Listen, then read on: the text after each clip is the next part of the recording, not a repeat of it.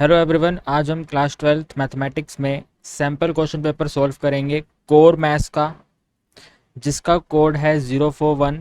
And इस sample paper को करना बहुत ज़्यादा ज़रूरी है क्योंकि हमारे टर्म 1 एग्ज़ाम में जो क्वेश्चंस का लेवल रहेगा वो सेम टू सेम इसी सैम्पल क्वेश्चन पेपर का रहेगा। तो वीडियो को आपको एंड तक देखना है। कंप्लीट सैम्पल क्वेश्चन पेपर का सॉल्यूशन मैं आपको इसी वीडियो में करवा दूंगा। एंड ये सैम्पल पेपर हमारा सेशन 2021 टू 22 के स्टूडेंट्स के लिए एप्लीकेबल है।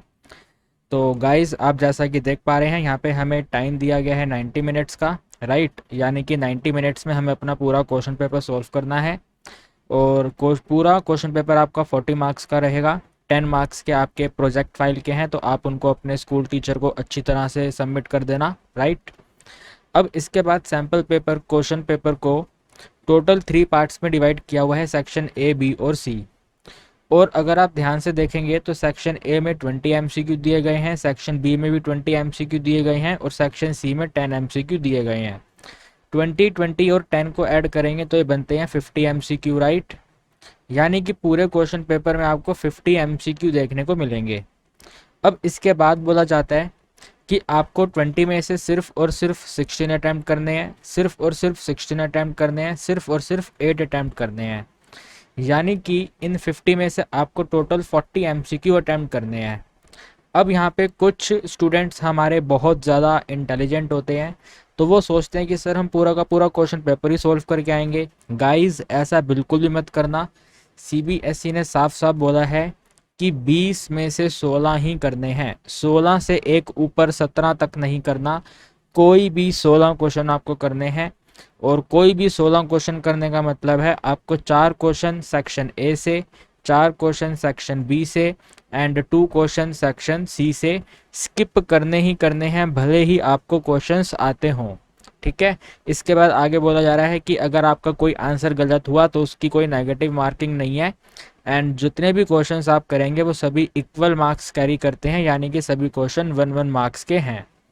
तो देखिए, क्वेश्चन नंबर 1 से लेकर 20 हमारा सेक्शन ए रहेगा। और हम ध्यान रखेंगे कि हमें टोटल 16 क्वेश्चन ही करने हैं अपने एग्जाम में। अपने माइंड में इस बात को सेट कर लेंगे। फिलहाल अभी मैं आपको इस वीडियो के अंदर सभी के सभी क्वेश्चन सॉल्व करवा दूंगा। तो ये फर्स्ट क्वेश्चन आप देख रहे हैं, चैप्टर नंबर 2 इनवर्स ट्रिग्नोमेट्री का एमसीक्यू है एंड बेसिक प्रॉपर्टी के ऊपर बेस है। तो सबसे पहले हमें इसके अंदर बेसिक प्रॉपर्टी के नाम पर यूज करना है sine inverse of minus x की वैल्यू क्या रहती है। तो गाइज, ये तो बहुत ज़्यादा सिंपल है। साइन इनवर्स का नेगेटिव एंगल में नेगेटिव बाहर की तरफ आ जाता है और बाकी आप सिंपली सॉल्व कर लो, साइन इनवर्स एक्स क्या रहेगा। तो इसमें जो साइन इनवर्स -1/2 है, ये माइनस बाहर आ जाएगा। और जब ये वाला माइनस बाहर आएगा तो ये वाला माइनस प्लस हो जाएगा। यानी कि हमारा आंसर बनेगा साइन ऑफ π/3 और माइनस माइनस प्लस और इसके साथ में साइन इनवर्स 1/2, ठीक है। हमें अब फटाफट तेजी में सोचना है कि साइन इनवर्स 1/2 कौन से रेशो पे आता है। तो भाई ये तो 30 डिग्री पे आता है और 30 डिग्री को हम क्या कहते हैं, रेडियन मेजर में π/6 लिखते हैं। तो π/3 में एडिंग कर देंगे π/6। गाइस, π/3 π/6 को एलसीएम लेकर के सॉल्व मत करो। आप ऐसे देखो कि ये जो π/3 है ये हमारा 60 डिग्री है और जो π/6 है ये हमारा 30 डिग्री है। 60 में 30 ऐड करेंगे तो 90 आएगा। यानी कि सिंपल सिंपल हमें साइन 90 डिग्री साइन π/2 बताना है क्या रहेगा। तो हम सब जानते हैं साइन 90 होता है 1 बोलें तो ऑप्शन नंबर डी हमारा आंसर है। तो ये वाला क्वेश्चन तो एकदम सिंपल क्वेश्चन था। हर एक बच्चा इस क्वेश्चन को डेफिनेटली अपने एग्जाम में अटेम्प्ट करके आएगा। अब ये क्वेश्चन नंबर 2 जो है ये कुछ स्टूडेंट्स के लिए डिफ़िकल्ट रहेगा क्योंकि उनको लिमिट के रूल्स याद नहीं रहते। तो जिन स्टूडेंट्स को लिमिट के रूल ध्यान नहीं रहते वो मेरी एक अप्रोच को फॉलो कर सकते हैं। और वो अप्रोच कहती है कि आप ऑप्शन एलिमिनेशन का यूज़ करो। तो क्वेश्चन कह रहा है के का वैल्यू हमें डिटरमाइन करना है और साफ साफ लिखा हुआ है के का वैल्यू लेसर देन 0 है।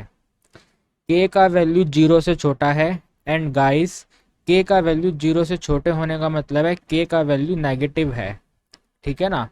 हमारे के का वैल्यू नेगेटिव है।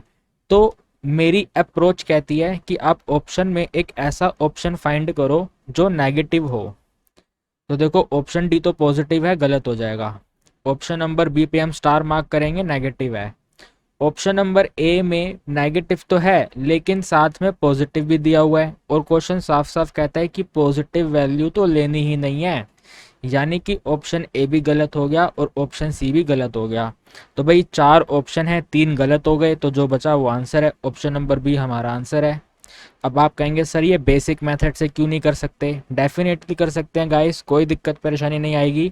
लेकिन सीबीएसई ने ये वाला क्वेश्चन 1 नंबर में इसीलिए डाला है ताकि आप एक अप्रोच को फॉलो करना सीखें। सीबीएसई आपको आगे कॉलेज जब आप जाएंगे तो उसके एंट्रेंस एग्जाम के लिए भी तैयार कर रही है।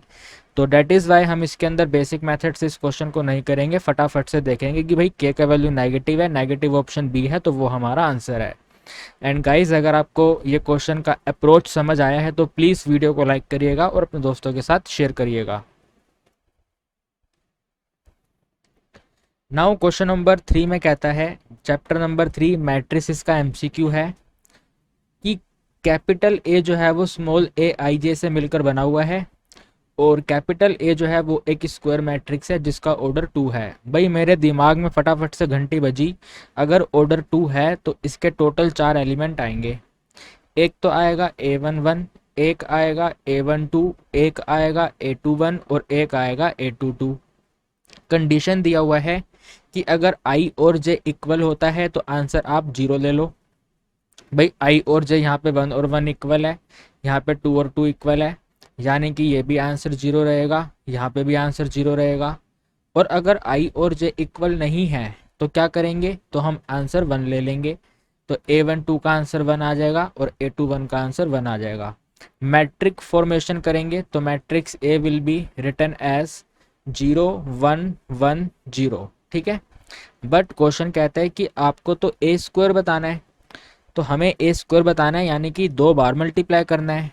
तो यहाँ पे लिखेंगे 0 1 1 0, देन दोबारा मल्टीप्लाई 0 1 1 0, ठीक है दोस्तों। क्या आप मेरी बात को समझ पा रहे हैं? हमने मल्टीप्लाई यहाँ पे लिख दिया है, अब इसको मल्टीप्लाई करेंगे हमारा आंसर आ जाएगा। ओके गाइस, हम जस्ट इसको मल्टीप्लाई करेंगे और हमारा आंसर आ जाएगा। तो देखिए कैसे करेंगे। भाई अगर 0 को 0 से करेंगे 0 आएगा, 1 को 1 से करेंगे 1 आएगा, 0 में 1 प्लस करेंगे तो 1 आएगा।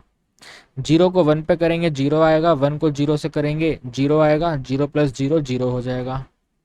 1 को 0 पे करेंगे 0 रहेगा, 0 को 1 पे करेंगे 0 रहेगा, आंसर हमारा 0 हो जाएगा। अरे ये क्या गाइज, आपने यहाँ पे नोटिस करा ये वाला एलिमेंट अपने आप ही इरेज हो गया? बताओ, मैंने लिखा था यहाँ पे 0 है ना।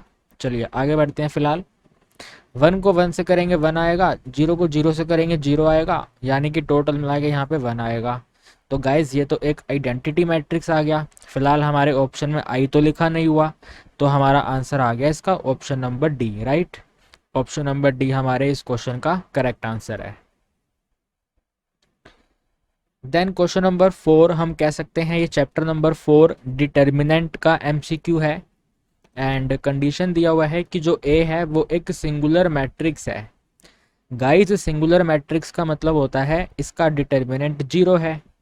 तो पहले मैं अपने मैट्रिक्स को डिटर्मिनेंट में कन्वर्ट करूंगा, तो यहाँ पे लिखूंगा के 8 4 और 2k और लिख दूंगा इसका वैल्यू 0 है। अब मल्टीप्लाई करेंगे तो बनेगा ये 2k स्क्वायर माइनस में 32 इक्वल टू में 0। 32 को यहाँ पे फेंकेंगे तो 32 हो जाएगा। तो 2k स्क्वायर इक्वल टू में 32, 2 से 32 काटेंगे तो यहाँ पे 16 आ जाएगा। भाई के स्क्वायर का वैल्यू अगर 16 है गाइस, और क्योंकि यहाँ पे डिग्री 2 है तो आंसर 2 आएंगे। तो हम लिखेंगे के इक्वल टू प्लस माइनस में रूट ऑफ 16, रूट ऑफ 16 का वैल्यू होता है 4, तो प्लस माइनस 4 हमारे इस क्वेश्चन का आंसर होगा, यानी कि ऑप्शन नंबर सी। गाइस समझ पा रहे हो ना आप मेरी बात को? Very good. Now question number 5 हमारे chapter number 6 application of derivative का एमसीक्यू है, और इंक्रीजिंग डिक्रीजिंग फंक्शन के ऊपर ये बेस है। तो फटाफट से इस फंक्शन का हम डेरिवेटिव करेंगे, राइट। और जब डेरिवेटिव करेंगे तो गाइस आप एक बात को अंडरस्टैंड करो, 90 मिनट्स के अंदर हमें पूरा पेपर सॉल्व करना है। तो उसमें ज़रूरी नहीं है कि आप हर चीज़ को कॉपी पे लिखोगे, राइट। और ये वाला क्वेश्चन तो वैसे ही बहुत सिंपल क्वेश्चन है। तो आप क्या करेंगे गाइस, इस एक्स स्क्वायर का डेरिवेटिव अपने मन ही मन में करेंगे।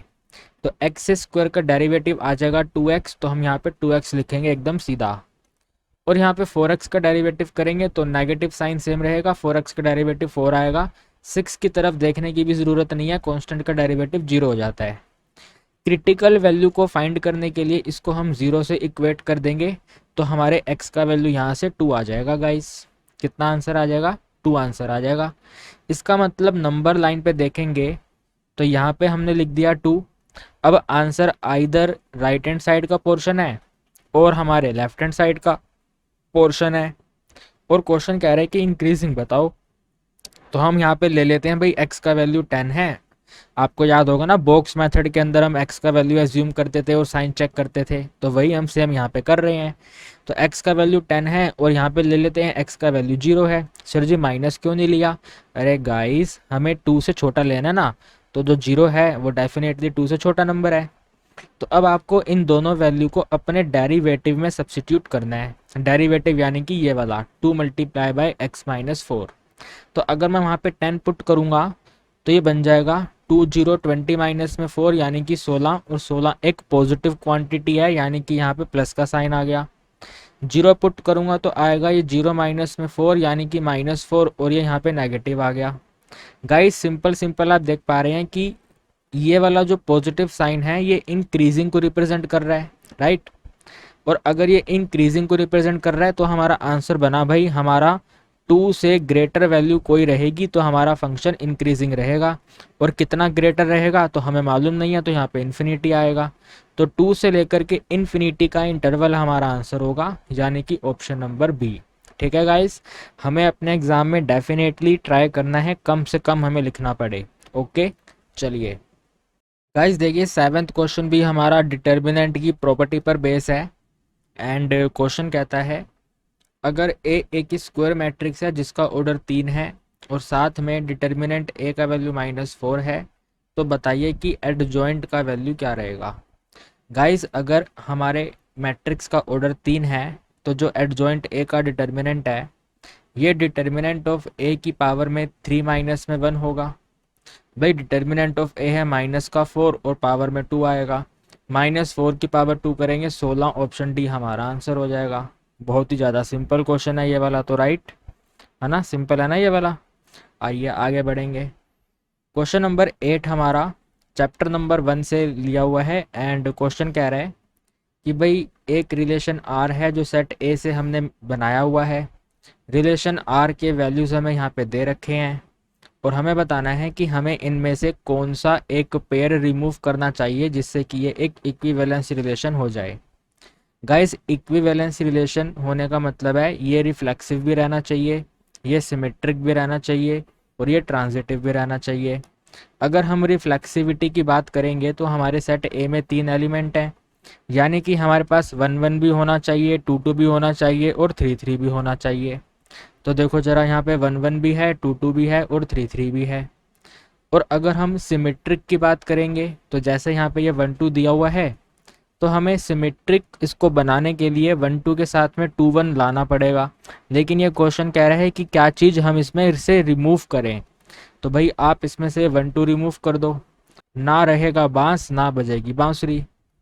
तो अगर हम 1 2 को रिमूव कर देंगे तो हमें यहाँ पे 2 1 को लाने की ज़रूरत ही नहीं पड़ेगी। और अगर हम इस 1 1 का अपोजिट चेक करेंगे वो भी है, 2 2 का अपोजिट चेक करेंगे वो भी है, 3 3 का अपोजिट चेक करेंगे वो भी है। तो गाइस 1 1 2 2 3 3 ये एक स्पेशल टाइप के हमारे रिलेशन होते हैं, आइडेंटिटी रिलेशन होता है ये एक्चुअली में। सो जो आइडेंटिटी रिलेशन होता है ना वो सिमेट्रिक भी हो जाता है अपने आप से और ट्रांजिटिव भी हो जाता है। तो 1 1 2 2 3 3 से हमारा ये इक्विवेलेंस रिलेशन हो जाएगा और हमें इसमें से रिमूव करने की ज़रूरत पड़ेगी 1 2 को, यानी कि ऑप्शन नंबर बी हमारा आंसर है। गाइस क्वेश्चन नंबर 9 तो बहुत ज़्यादा आसान है, मैट्रिसेस की इक्वालिटी का ये एमसीक्यू है। तो हम यहाँ पे ये कहेंगे कि भाई जो ये 2a + b है ये मस्ट बी 4 होना चाहिए। तो लिख दिया हमने यहाँ पे 2a + में b का वैल्यू 4 रहना चाहिए। एंड जो ये a - 2b है इसका वैल्यू -3 रहना चाहिए। तो a - में 3b का वैल्यू जो है वो -3 रहना चाहिए, करेक्ट। इसको एलिमिनेशन मेथड से सोल्व करेंगे तो ऊपर मल्टीप्लाई कर दो 3 का, नीचे मल्टीप्लाई कर दो 1 का। ठीक है, 1 तो बस लिखने की बात है, 1 से मल्टीप्लाई करते थोड़ी है गाइस, 3 से मल्टीप्लाई कर देंगे बस। तो 3 2 जा 6a हो जाएगा, 3 1 जा 3b हो जाएगा, 3 4 जा 12 हो जाएगा। 1 से मल्टीप्लाई करना नहीं है तो a माइनस में 3b का वैल्यू -3 आ जाएगा। जल्दी से इसको माइनस करेंगे तो ये कैंसिल हो गया। 12 में 3 माइनस करेंगे भाई, 12 में 3 माइनस करेंगे तो हमारे पास वैल्यू आ जाएगी सिंपल सिंपल सी 9। अब आप कहेंगे सर जी एक छोटी सी मिस्टेक हो गई, मेरे को पता चल चुका है, वेट अ सेकेंड अभी करेक्ट कर देता हूँ। भाई यहाँ पे -2 भी है ना, तो मैंने 3 लिख दिया इधर, ये मिस्टेक हो गई। यहाँ पे -2 भी आएगा, इस इक्वेशन को मैं चेंज कर देता हूँ। यहाँ पे आएगा ये a माइनस में 2b और इक्वल टू में -3 सही है। तो ये वाला जो यहाँ पे है ये 2 से मल्टीप्लाई होगा और 2 इंटू में 2 हो जाएगा 4। तो 2 इंटू में 2 4a एंड 2 इंटू में 1 2b और 2 4 ज़ा 8। तो यहाँ पे आएगा ये 8। अब 8 में से 1 से मल्टीप्लाई करेंगे तो वो तो एकदम सेम रहेगा, बस यहाँ पे 2 आएगा है ना। तो 8 में 3 माइनस करेंगे तो हमारे पास 5 आएगा और 4 में 1 प्लस करेंगे तो 5a आएगा। 5 और 5 कैंसिल तो हमारे a का वैल्यू 1 आ गया। ठीक है ना गाइज, हमारे a का वैल्यू 1 आ गया। अब हम क्या करेंगे b फाइंड करने के लिए, तो इस इक्वेशन में a वैल्यू पुट कर देंगे। तो 2a है ना ये वाला 2a, तो 2 मल्टीप्लाई 1 होके 2 हो जाएगा। तो 2 प्लस में b का वैल्यू रहेगा 4, यानी कि b का वैल्यू आ जाएगा 2। ठीक है गाइस, b का वैल्यू आ जाएगा हमारे पास 2। अगर गाइस हमारे b का वैल्यू 2 है तो आप इस साथ साथ इस इक्वेशन में वैल्यू पुट कर दो। a का वैल्यू 1 है, b का वैल्यू 2 है, यानी कि हमें 1 + 2 करना है, बाकी की वैल्यू हमें डिटरमाइन करनी पड़ेगी। तो ये जो 5c माइनस d है ये 11 होगा।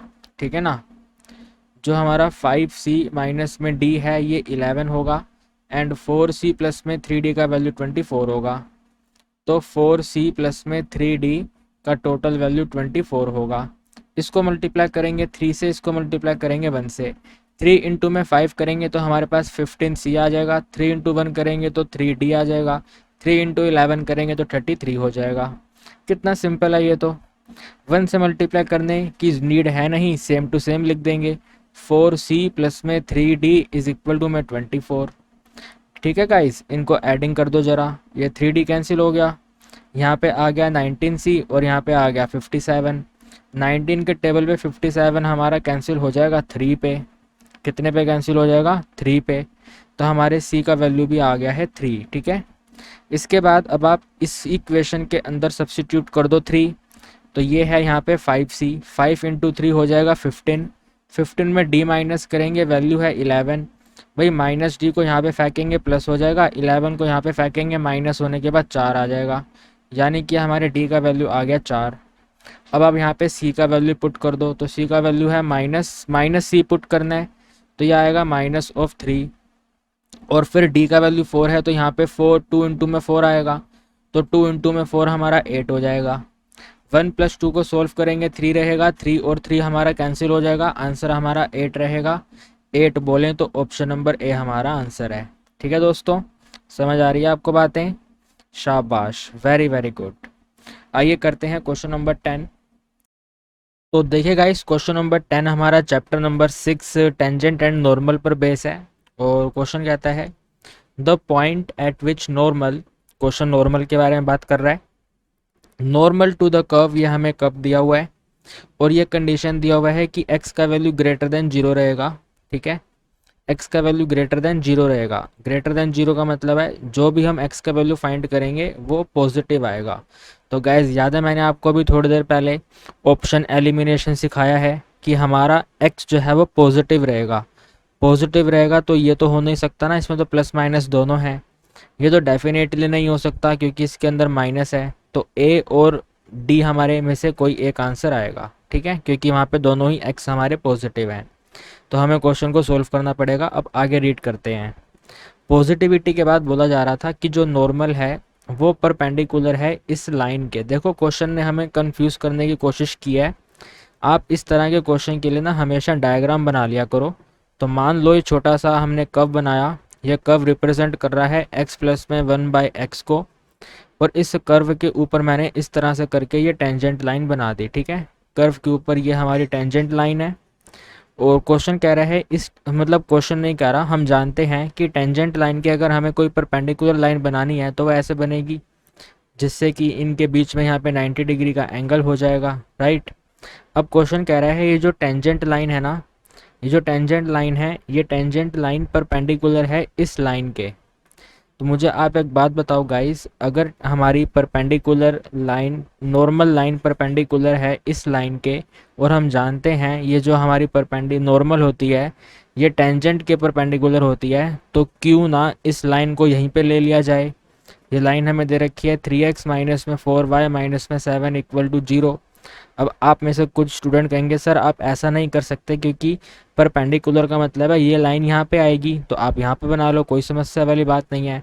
हम तो बस इस लाइन का यूज़ करके स्लोप ऑफ टेंजेंट डिटरमाइन करेंगे, हमें इससे और कोई लेना देना नहीं है, ठीक है ना गाइज। हमें स्लोप ऑफ नॉर्मल से लेना देना है। चाहे आप लाइन को ऊपर की तरफ बना के स्लोप ऑफ नॉर्मल ले लो, चाहे आप नीचे की तरफ बना के स्लोप ऑफ नॉर्मल ले लो, हमें बस स्लोप ऑफ नॉर्मल चाहिए। तो अगर हम इसको स्लोप ऑफ नॉर्मल डिटरमाइन करेंगे तो सिंपल से डेरिवेटिव ही करना है। 3x का डेरिवेटिव 3 हो जाएगा, 4y का डेरिवेटिव माइनस 4y डैश आ जाएगा, 7 का डेरिवेटिव 0 हो जाएगा, इक्वल टू में 0 रहेगा। यानी कि गाइस हमारे जो y डैश का जो वैल्यू बनेगा वो बन जाएगा नॉर्मल 3/4, ठीक है ना। और अगर हम x की टर्म में डेरिवेटिव की बात करेंगे उसके लिए हमें इसका डेरिवेटिव करना पड़ेगा। तो यहाँ पे लिखते हैं x का डेरिवेटिव 1 हो जाएगा, और 1/x का डेरिवेटिव 1/x² आएगा, माइनस मैंने पहले लगा दिया। और ये जो डेरिवेटिव मैंने डिटरमाइन करा है, इस डेरिवेटिव का वैल्यू इस 3/4 के इक्वल होगा। तो हम इसको इक्वेट कर देंगे 3/4 से और देखेंगे कि हमारा आंसर क्या आ रहा है। क्रॉस मल्टीप्लाई करना पड़ेगा, या फिर एक काम करते हैं इसको इस तरफ ले आते हैं, इसको उधर ले जाते हैं। तो 1 में माइनस करेंगे 3/4 और इसको इक्वेट कर देंगे 1/x² से, यानी कि 1/4 का वैल्यू आ जाएगा 1/x²। क्रॉस मल्टीप्लाई कर लेते हैं, x² का वैल्यू 4 आएगा, हमारे x का वैल्यू आएगा +-2, ठीक है ना, x का वैल्यू आएगा +-2। क्वेश्चन कह रहा था कि आपको पॉजिटिव वैल्यू चाहिए, तो पॉजिटिविटी की बात करें तो x का वैल्यू 2 आ गया। और देखो यहाँ पे x का वैल्यू 1/2 है और यहाँ पे x का वैल्यू 2 है, तो हमारा ऑप्शन नंबर ए आंसर हो गया।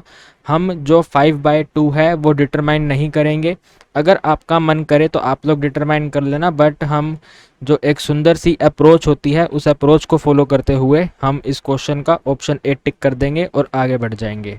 गाइस क्वेश्चन नंबर 12 हमारा चैप्टर नंबर 2 से लिया गया है। तो क्वेश्चन के अंदर हमें सिंपल बताना है कि इसको सिंप्लीफाई करने पे आंसर क्या बनेगा। तो आप लोग इसको सॉल्व करने के लिए पहले तो नोट कर लो, ये बन जाएगा साइन के साथ में tan 1x, ठीक है ना। बुक में इस तरह के क्वेश्चन दे रखे हैं तो आपको याद आएगा कि हम इसमें जो ये अंदर लिखा रहता है इसको t ले लेंगे या y ले लेंगे। तो हम लिख लेते हैं कि जो tan 1x का वैल्यू है ये y के इक्वल है, tan 1 को इधर शिफ्ट करेंगे तो tan y हो जाएगा। तो हमारे पास आंसर आ गया tan y का वैल्यू x है, और अगर आप y को यहाँ पे सब्स्टिट्यूट करोगे तो आपका आंसर बन जाएगा sin y। तो आपके पास tan y का वैल्यू x है और आपको sin y का वैल्यू डिटरमाइन करना है। भाई अगर नॉर्मल ट्रिग्नोमेट्री की बात करें तो sin y का वैल्यू हो जाएगा p/h, एंड यहाँ पे ट्रिग्नोमेट्री की बात करें तो ये बन जाएगा p/b। तो p/b का वैल्यू है हमारे पास x/1 और हमें p/h का वैल्यू चाहिए, ठीक है। तो आप यहाँ पे एक काम करो, लिखो यहाँ पे परपेंडिकुलर का वैल्यू x है, बेस का वैल्यू 1 है, हाइपोटेन्यूज का वैल्यू डिटरमाइन कर लो, ये बन जाएगा √p² प्लस में b², यानी कि हमारे h का वैल्यू आएगा √x² प्लस में 1। सर 1 प्लस में x² क्यों नहीं आएगा, अरे वो भी लिख सकते हैं, कोई दिक्कत परेशानी वाली बात नहीं है, ठीक है। एडिंग करना है ना, अगर सब्ट्रैक्टिंग हो रहा होता तो दिक्कत आता, एडिंग में कोई दिक्कत नहीं आएगा। तो ये हमारे h का वैल्यू आ गया, p का वैल्यू हमारा x था, h का वैल्यू है √x² प्लस में 1। तो ज़रा चेक करो ये कौन से ऑप्शन में है, x/x² प्लस 1 √। आप कहेंगे सर ऑप्शन नंबर डी में है, तो ऑप्शन नंबर डी हमारे क्वेश्चन का आंसर आ गया। देखिए क्वेश्चन नंबर 13 हमारा चैप्टर नंबर 1 से लिया गया है, एंड क्वेश्चन कहता है एक रिलेशन R है, रिलेशन R हमने बनाया है एक इंटीजर के सेट से, और इंटीजर के अंदर हमने वैल्यू ले रखी है 0 से लेकर 12 तक। ठीक है, ना ही 0 से छोटी और ना ही 12 से बड़ी। और जो रिलेशन आर है वो कहते हैं ए कोमा बी, यानी कि ऑर्डर पेयर में हमारा रिलेशन बना हुआ है, और कंडीशन है mod of a minus b is a multiple of 4। Mod of a minus b का अगर मोड कर दिया जाए तो ये 4 का मल्टीपल है, यानी कि 4 के टेबल पर डिवाइड होगा। तो हमें इक्विवेलेंस क्लास बतानी है 1 की। इक्विवेलेंस क्लास बतानी है 1 की, क्या बनेगी, राइट। तो हम यहाँ पे देखेंगे भाई, अगर इक्विवेलेंस क्लास 1 की बतानी है, इसका मतलब हमें बी को 1 एज्यूम करना है। अगर बी को 1 एज्यूम करेंगे तो ये होगा ए माइनस 1। ठीक है, तो हमें यहाँ पे अब ए का ऐसा वैल्यू फाइंड करना है जहाँ पे ये माइनस करने पर 1 माइनस करने पर 4 के टेबल पे डिवाइड हो जाए, और जो भी हम वैल्यू एज्यूम करेंगे वो इस वाले इंटीजर वाले सेट से लेनी पड़ेगी। तो अगर हम ध्यान से देखें तो इंटीजर का स्टार्ट हो रहा है 0 से, और अगर मैं ए 0 ले लूँगा तो वो 4 के टेबल पे डिवाइड नहीं होगा। अगर मैं ए को 1 ले लूँगा तो 1 में से 1 माइनस करने पे 0 आएगा। ठीक है ना, अगर मैंने ए को 1 ले लिया तो 1 में 1 माइनस करेंगे 0 हो जाएगा, और 0 4 का मल्टीपल होगा, यानी कि हमारा एक तो आंसर आएगा 1। इसके बाद और आगे बढ़ेंगे तो 2 पे बात नहीं बनेगी, 3 पे बात नहीं बनेगी, 4 पे बात नहीं बनेगी, 5 पे बात बन जाएगी। यानी कि अगर हम ए को 5 लेंगे तो 5 में 1 माइनस करेंगे 4 आएगा, और 4 4 का मल्टीपल है, तो नेक्स्ट वैल्यू आया हमारे पास 5। इसके बाद अगर हम देखेंगे तो 6 पे बात नहीं बनेगी, 7 पे नहीं बनेगी, 8 पे नहीं बनेगी, 9 पे बन जाएगी। 9 में 1 माइनस करेंगे 8 होगा, और 8 4 का मल्टीपल है, तो नेक्स्ट हमारा एलिमेंट आया 9। ठीक है, हमें 12 तक जाना है, ये ध्यान रखना है। 9 के बाद आगे 10 में 1 माइनस करेंगे तो 9 आएगा, 9 4 का मल्टीपल नहीं है। देन 11 पे चेक करेंगे तो 11 में 1 माइनस करेंगे 10 आएगा, 10 4 का मल्टीपल नहीं है। और लास्ट में 12 में 1 माइनस करेंगे तो 11 आएगा, वो भी 4 का मल्टीपल नहीं है। तो हमारा आंसर बना ये 1 5 और 9। 1 5 और 9 हमें दिया हुआ है ऑप्शन नंबर ए में, तो हमारे क्वेश्चन का करेक्ट आंसर है option number A. Guys question number 14 simple simple derivative का क्वेश्चन है, और हमें सिंपल इसके अंदर सोल्व भी करना पड़ेगा, कोई ट्रिक कोई लॉजिक इसके अंदर काम नहीं करेगा। तो सिंपल आप इसके अंदर डेरिवेटिव यूज कर लो using chain rule. Simple first derivative करना है तो मैं d y by d x को डिनोट करूंगा वाई डैश से, तो जो मेरे वाई डैश का वैल्यू होगा वही हमारे d y by d x का वैल्यू होगा। तो अगर हम इस ई एक्स का डेरिवेटिव करेंगे गाइस तो ये बन जाएगा ई एक्स। ई वाई का डेरिवेटिव करेंगे तो ई वाई का डेरिवेटिव ई वाई तो आएगा, और साथ में वेरिएबल चेंज होने की वजह से चेन रूल अप्लाई करने की वजह से यहाँ पे वाई डैश आ जाएगा। और इक्वल टू में हमारे पास इस e की पावर एक्स वाई का डेरिवेटिव e की पावर एक्स वाई तो रहेगा ही रहेगा, एंड विद इन ब्रैकेट हम चेन रूल अप्लाई करेंगे तो x का डेरिवेटिव 1 और y का डेरिवेटिव y डैश हो जाएगा। ठीक है गाइस, ये बात तो एकदम सिंपल सिंपल आपको समझ आ गई है ना। आइए आगे देखते हैं। अब यहाँ पे ई एक्स सेम रहेगा, यहाँ पे आ जाएगा y डैश ई वाई, और इसके इक्वल टू में रहेगा ये e की पावर में x प्लस वाई, और ब्रैकेट मतलब ब्रैकेट में नहीं, मैंने मल्टीप्लाई कर दिया, इसको 1 से मल्टीप्लाई करा तो e की पावर एक्स वाई आ गया। फिर एडिशन साइन आएगा y डैश के साथ में e की पावर x प्लस वाई आ जाएगा। एक बार आप यहाँ तक समझो, हमने जस्ट e की पावर x प्लस वाई को मल्टीप्लाई करा है, एक बार 1 से और एक बार y डैश से। ठीक है गाइस, अब देखो क्वेश्चन कह रहा था कि जो e की पावर x प्लस वाई है वो ई एक्स प्लस में ई वाई के इक्वल है। तो यहाँ पे जो ये e की पावर x प्लस वाई है इसकी जगह पे वो लिख देते हैं, तो ये बन जाएगा e की पावर x प्लस में e की पावर y इंटू में y डैश इक्वल टू, इसकी जगह पे वैल्यू लिख देंगे e की पावर x प्लस में e की पावर y, और साथ में y डैश है तो यहाँ पे वैल्यू लिख देते हैं। ये जो e की पावर x y है ये बन जाएगा e की पावर x प्लस में e की पावर y। यहाँ पे देखो e की पावर x और e की पावर x कैंसिल हो गया, ये बना हमारे पास e y multiply by y dash equal to e की पावर वाई सेम रहेगा। वाई डैश को यहाँ मल्टीप्लाई करेंगे तो एडिशन ई की पावर एक्स इंटू में वाई डैश आएगा, और वाई डैश को इधर मल्टीप्लाई करेंगे तो बन जाएगा ई की पावर वाई इंटू में वाई डैश। देखो यहाँ पे ई की पावर वाई वाई डैश और ई की power y y dash cancel हो गया, तो हमारे पास सिर्फ ये दो चीज़ें रिमेनिंग रह गई। तो इसको हम यहाँ पे अच्छे तरीके से नोट करते हैं। हमारे पास है वाई डैश इंटू में ई एक्स प्लस में ई की पावर वाई इक्वल टू में 0। ठीक है, ये वैल्यू यहाँ पे जाके माइनस हो जाएगी, तो y dash e x equal to में ई की पावर मतलब माइनस ई की पावर वाई, और ये यहाँ पे जाके डिवाइड हो जाएगा, तो y dash equal to minus of e की power y divided by e की पावर एक्स। अब हम इसके अंदर सिंपल सा एक्सपोनेंट रूल अप्लाई कर देंगे। ठीक है, ए की पावर एम अपॉन में ए की पावर एन, तो वाई डैश का वैल्यू बन जाएगा माइनस ऑफ ई की पावर वाई माइनस में एक्स, और माइनस ऑफ ई की पावर वाई माइनस में एक्स हमें दिया हुआ है ऑप्शन नंबर सी में। ठीक है, ऑप्शन नंबर सी में दिया हुआ है। आप ऑप्शन नंबर ए के ऊपर भी देखो, ऊपर साइन का फ़र्क है, ये वाला जो माइनस है ये वाला माइनस वहाँ पे नहीं लगा हुआ, तो क्वेश्चन को एकदम केयरफुल तरीके से सोल्व करेंगे और चेक करेंगे, एक एक साइन का ध्यान रखेंगे कि हमारा आंसर क्या बन रहा है। ठीक है, तो माइनस का ध्यान रखते हुए हमारा आंसर होगा option number C. Guys question number 15 हमारे चैप्टर नंबर 3 मैट्रिसेस के एडिशन के ऊपर एप्लीकेबल है। तो क्वेश्चन कहता है कि ए और बी मैट्रिक्स हैं, ए का ऑर्डर है 3 क्रॉस एन और बी का ऑर्डर है m क्रॉस 5। यहाँ पे लिख देते हैं, जो ए का ऑर्डर है वो 3 क्रॉस एन है एंड जो बी का ऑर्डर है वो m क्रॉस 5 है। आगे कह रहे हैं कि सी मैट्रिक्स का ऑर्डर बताइए, और जो मैट्रिक्स सी है वो कह रहे हैं इक्वल है 5a प्लस में 3b के। गाइज आप मुझे एक बात बताओ, ये वाला जो एडिशन है ये पॉसिबल कब हुआ होगा? जब ए मैट्रिक्स और बी मैट्रिक्स का ऑर्डर सेम होगा। अगर ऑर्डर सेम नहीं होगा तो हम तो एडिशन कर ही नहीं सकते, यानी कि ए का जो ऑर्डर है बी का जो ऑर्डर है वो दोनों सेम है, यानी कि ये दोनों वैल्यू आपस में इक्वल है। और अगर ये दोनों वैल्यू आपस में इक्वल है तो m की वैल्यू 3 है और n की वैल्यू 5 है। ठीक है ना, m की वैल्यू 3 है और n की वैल्यू 5 है। अगर हम ऑर्डर बनाएंगे तो ऑर्डर बनेगा m क्रॉस n का, यानी कि 3 क्रॉस 5 का। तो हमारे मैट्रिक्स C का भी जो ऑर्डर होगा वो 3 क्रॉस 5 होगा। 3 क्रॉस 5 बोलें तो ऑप्शन नंबर बी है। अब आप कहेंगे सर ऑप्शन नंबर ए में भी 3 क्रॉस 5 है। अरे डियर, उसमें ये m इक्वल टू n नहीं है ना।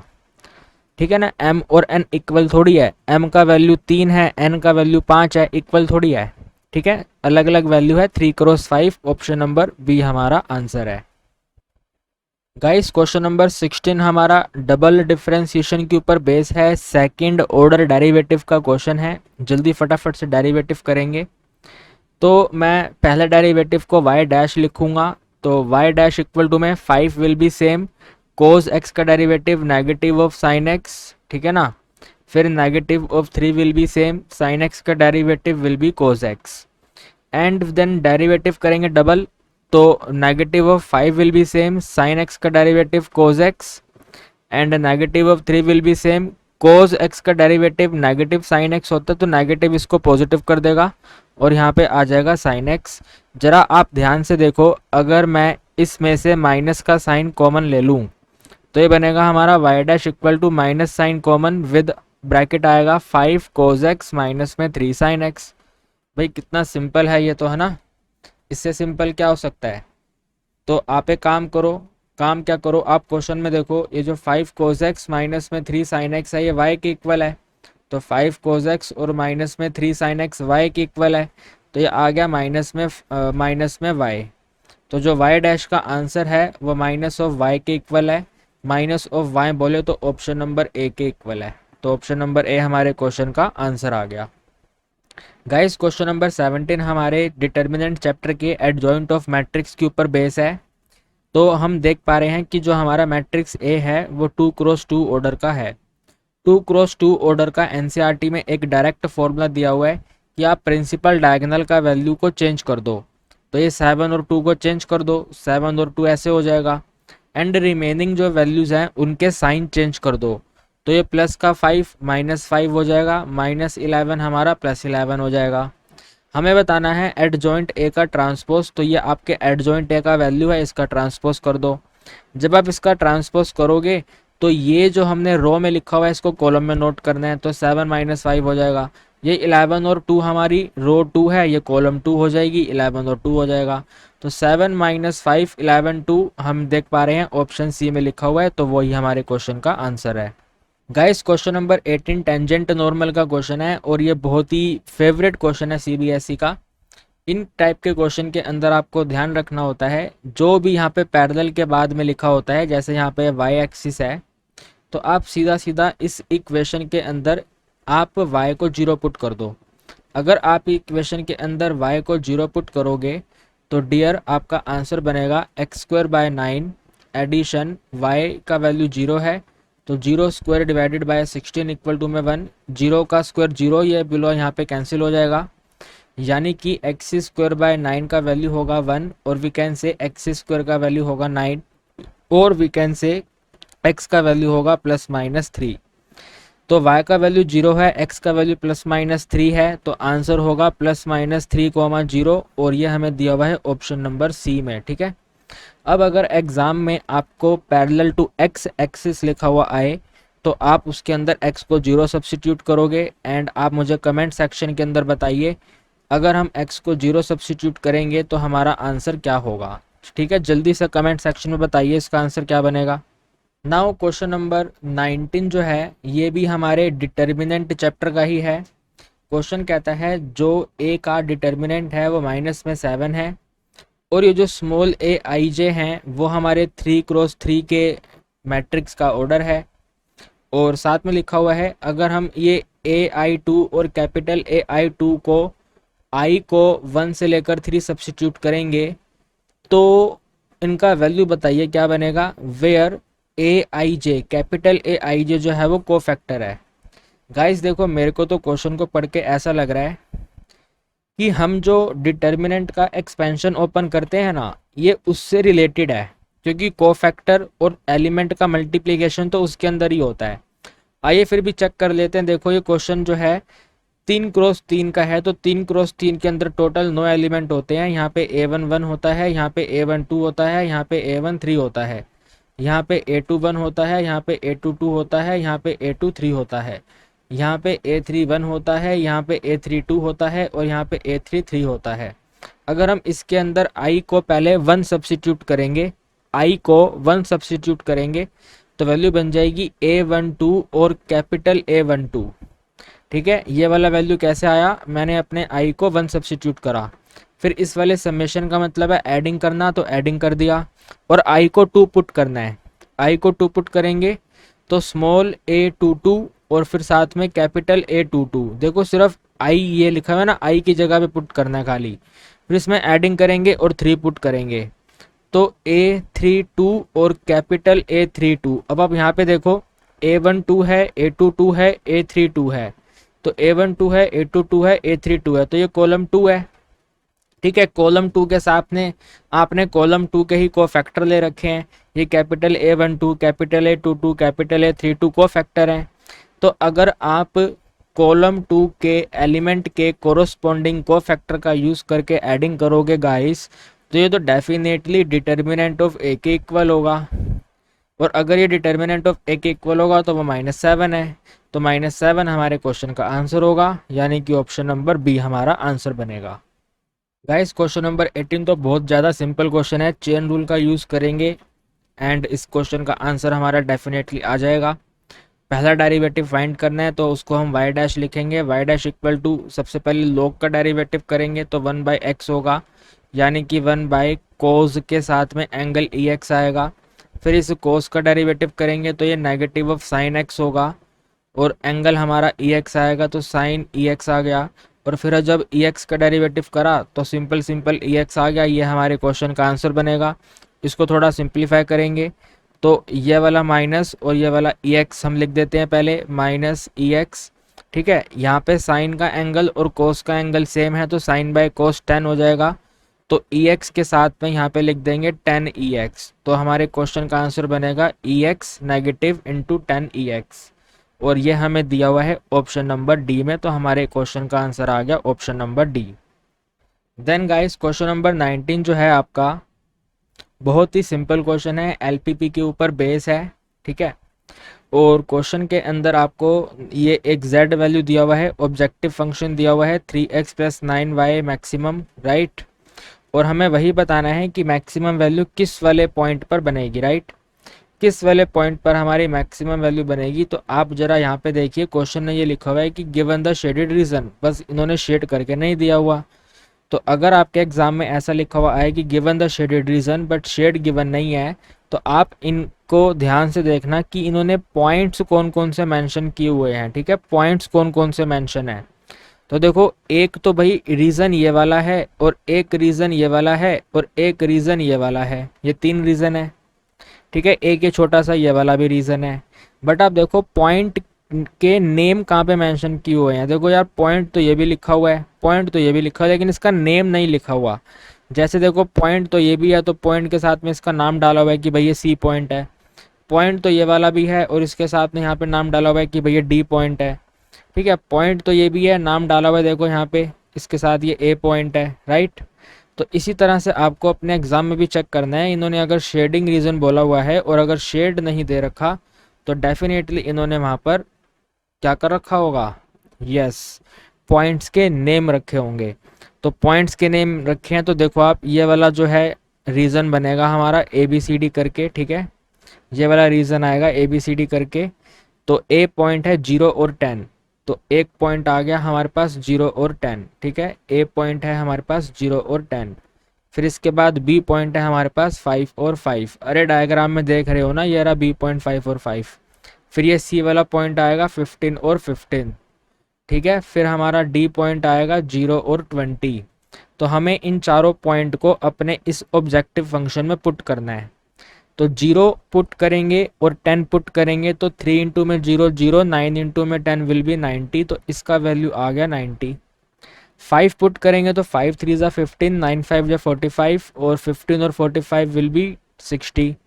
15 और 15 पुट करेंगे तो भाई 15 और 15, 9 और 3 होते हैं 12, 15 इंटू में 12 आ जाएगा 180, यह आएगा 180।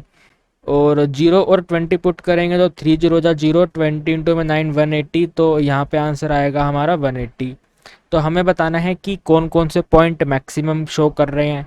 तो यार मैक्सिमम तो 180 180 दोनों ही हैं, यानी कि ऑप्शन सी और ऑप्शन डी, मतलब पॉइंट सी और पॉइंट डी हमारा आंसर बनेगा। अब देखो, पॉइंट सी अलग दिया हुआ है, पॉइंट डी अलग दिया हुआ है, ये गलत है हमारा। तो पॉइंट सी और पॉइंट डी दोनों आंसर है। ठीक है, तो देखो यहाँ पे एक ऑप्शन डी लिखा हुआ है ना, every point on the line segment C D. ये जो सी डी लाइन आप देख पा रहे हो, ये वाली जो सी डी लाइन है, इस सी डी लाइन के ऊपर जितने भी पॉइंट हैं, भाई हमें तो यहाँ पे 3 पॉइंट दिख रहे हैं, एक सी है, एक डी है, और एक ये वाला है। उससे हमें लेना देना है नहीं, हमें तो सी और डी वाला एक साथ चाहिए। तो सी और डी एक साथ हमें मिलेगा ऑप्शन नंबर डी में। तो आंसर होगा इसका ऑप्शन नंबर डी। गाइस, ये क्वेश्चन नंबर 20 हमारे सेक्शन नंबर ए का लास्ट क्वेश्चन है। ठीक है, हालांकि हम टोटल 19 क्वेश्चन सॉल्व कर चुके हैं, और हमारे एग्जाम में हमें 16 ही क्वेश्चन सॉल्व करते हैं। इस बात का हम अपने माइंड में एकदम ध्यान रखेंगे कि हमें सिर्फ 16 क्वेश्चन सॉल्व करने हैं, सारे क्वेश्चन सॉल्व नहीं करने। ये तो मैं आपको कंप्लीट सोल्यूशन करवा रहा हूँ, डेट इज़ वाई हम इसके अंदर ये वाला क्वेश्चन भी सॉल्व करेंगे।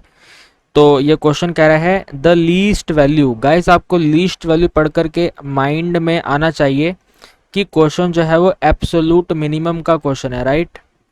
ये क्वेश्चन जो है ये एब्सोल्यूट मिनिमम का क्वेश्चन है। एनसीईआरटी में आपने एब्सोल्यूट मैक्सिमम और एब्सोल्यूट मिनिमम के क्वेश्चन करे होंगे।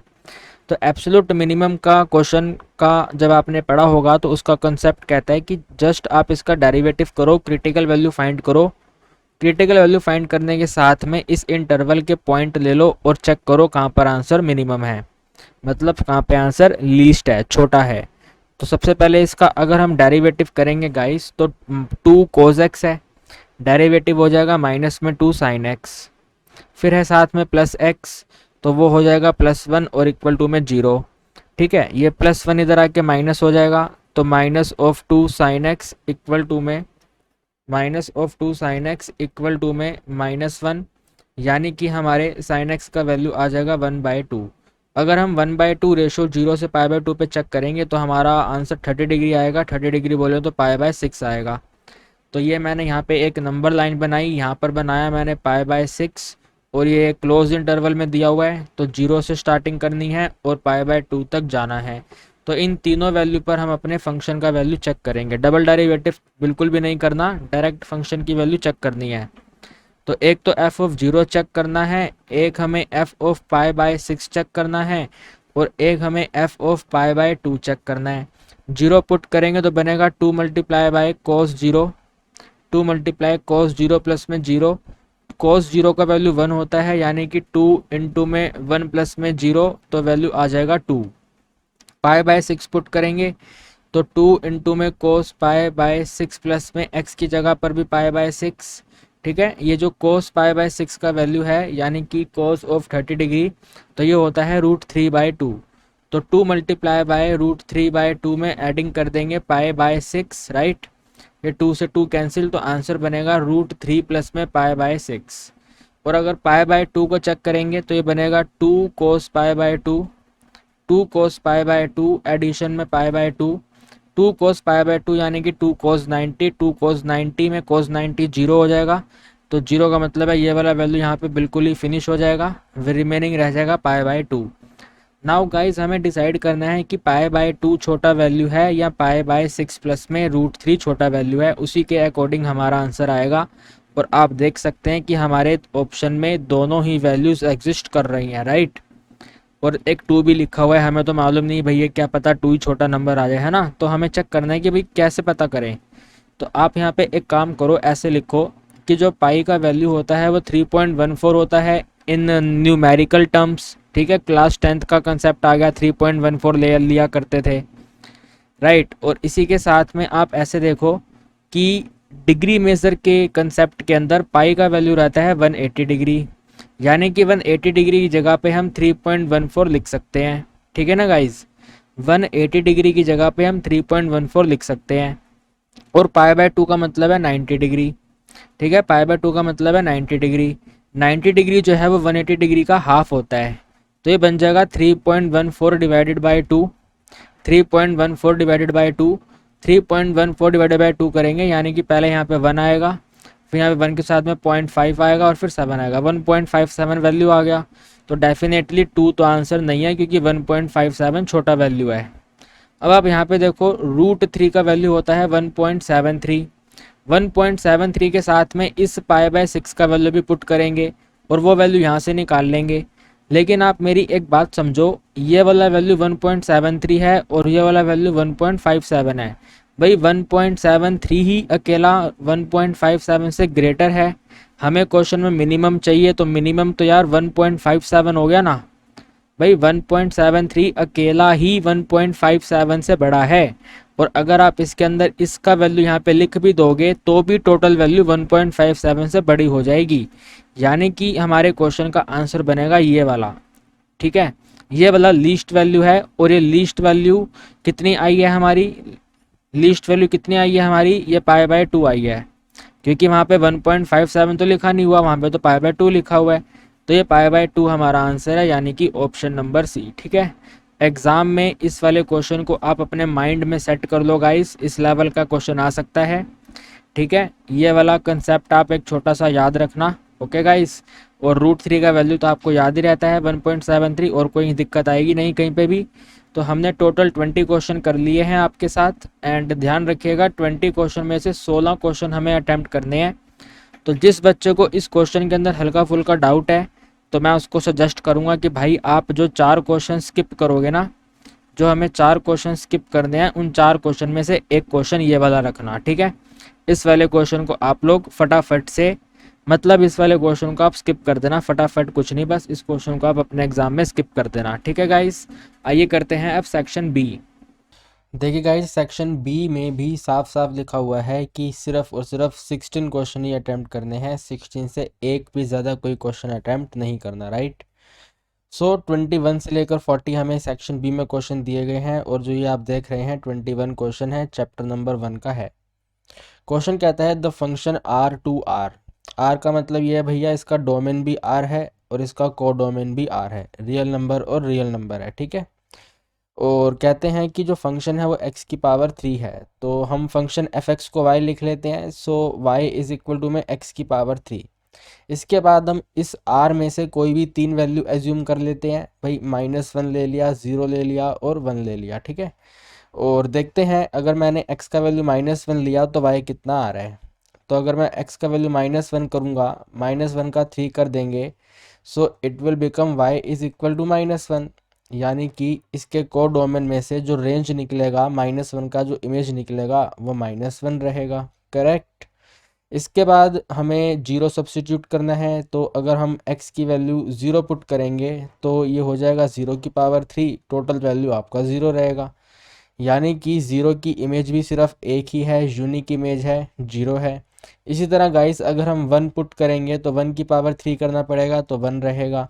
इसका मतलब ये हुआ कि 1 की इमेज भी सिर्फ और सिर्फ 1 ही है। हर एलिमेंट की एक ही इमेज है।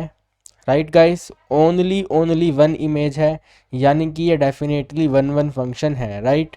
और अगर ये वन वन फंक्शन है गाइस तो इसका एक तो ऑप्शन नंबर डी गलत है और एक ऑप्शन नंबर सी गलत है।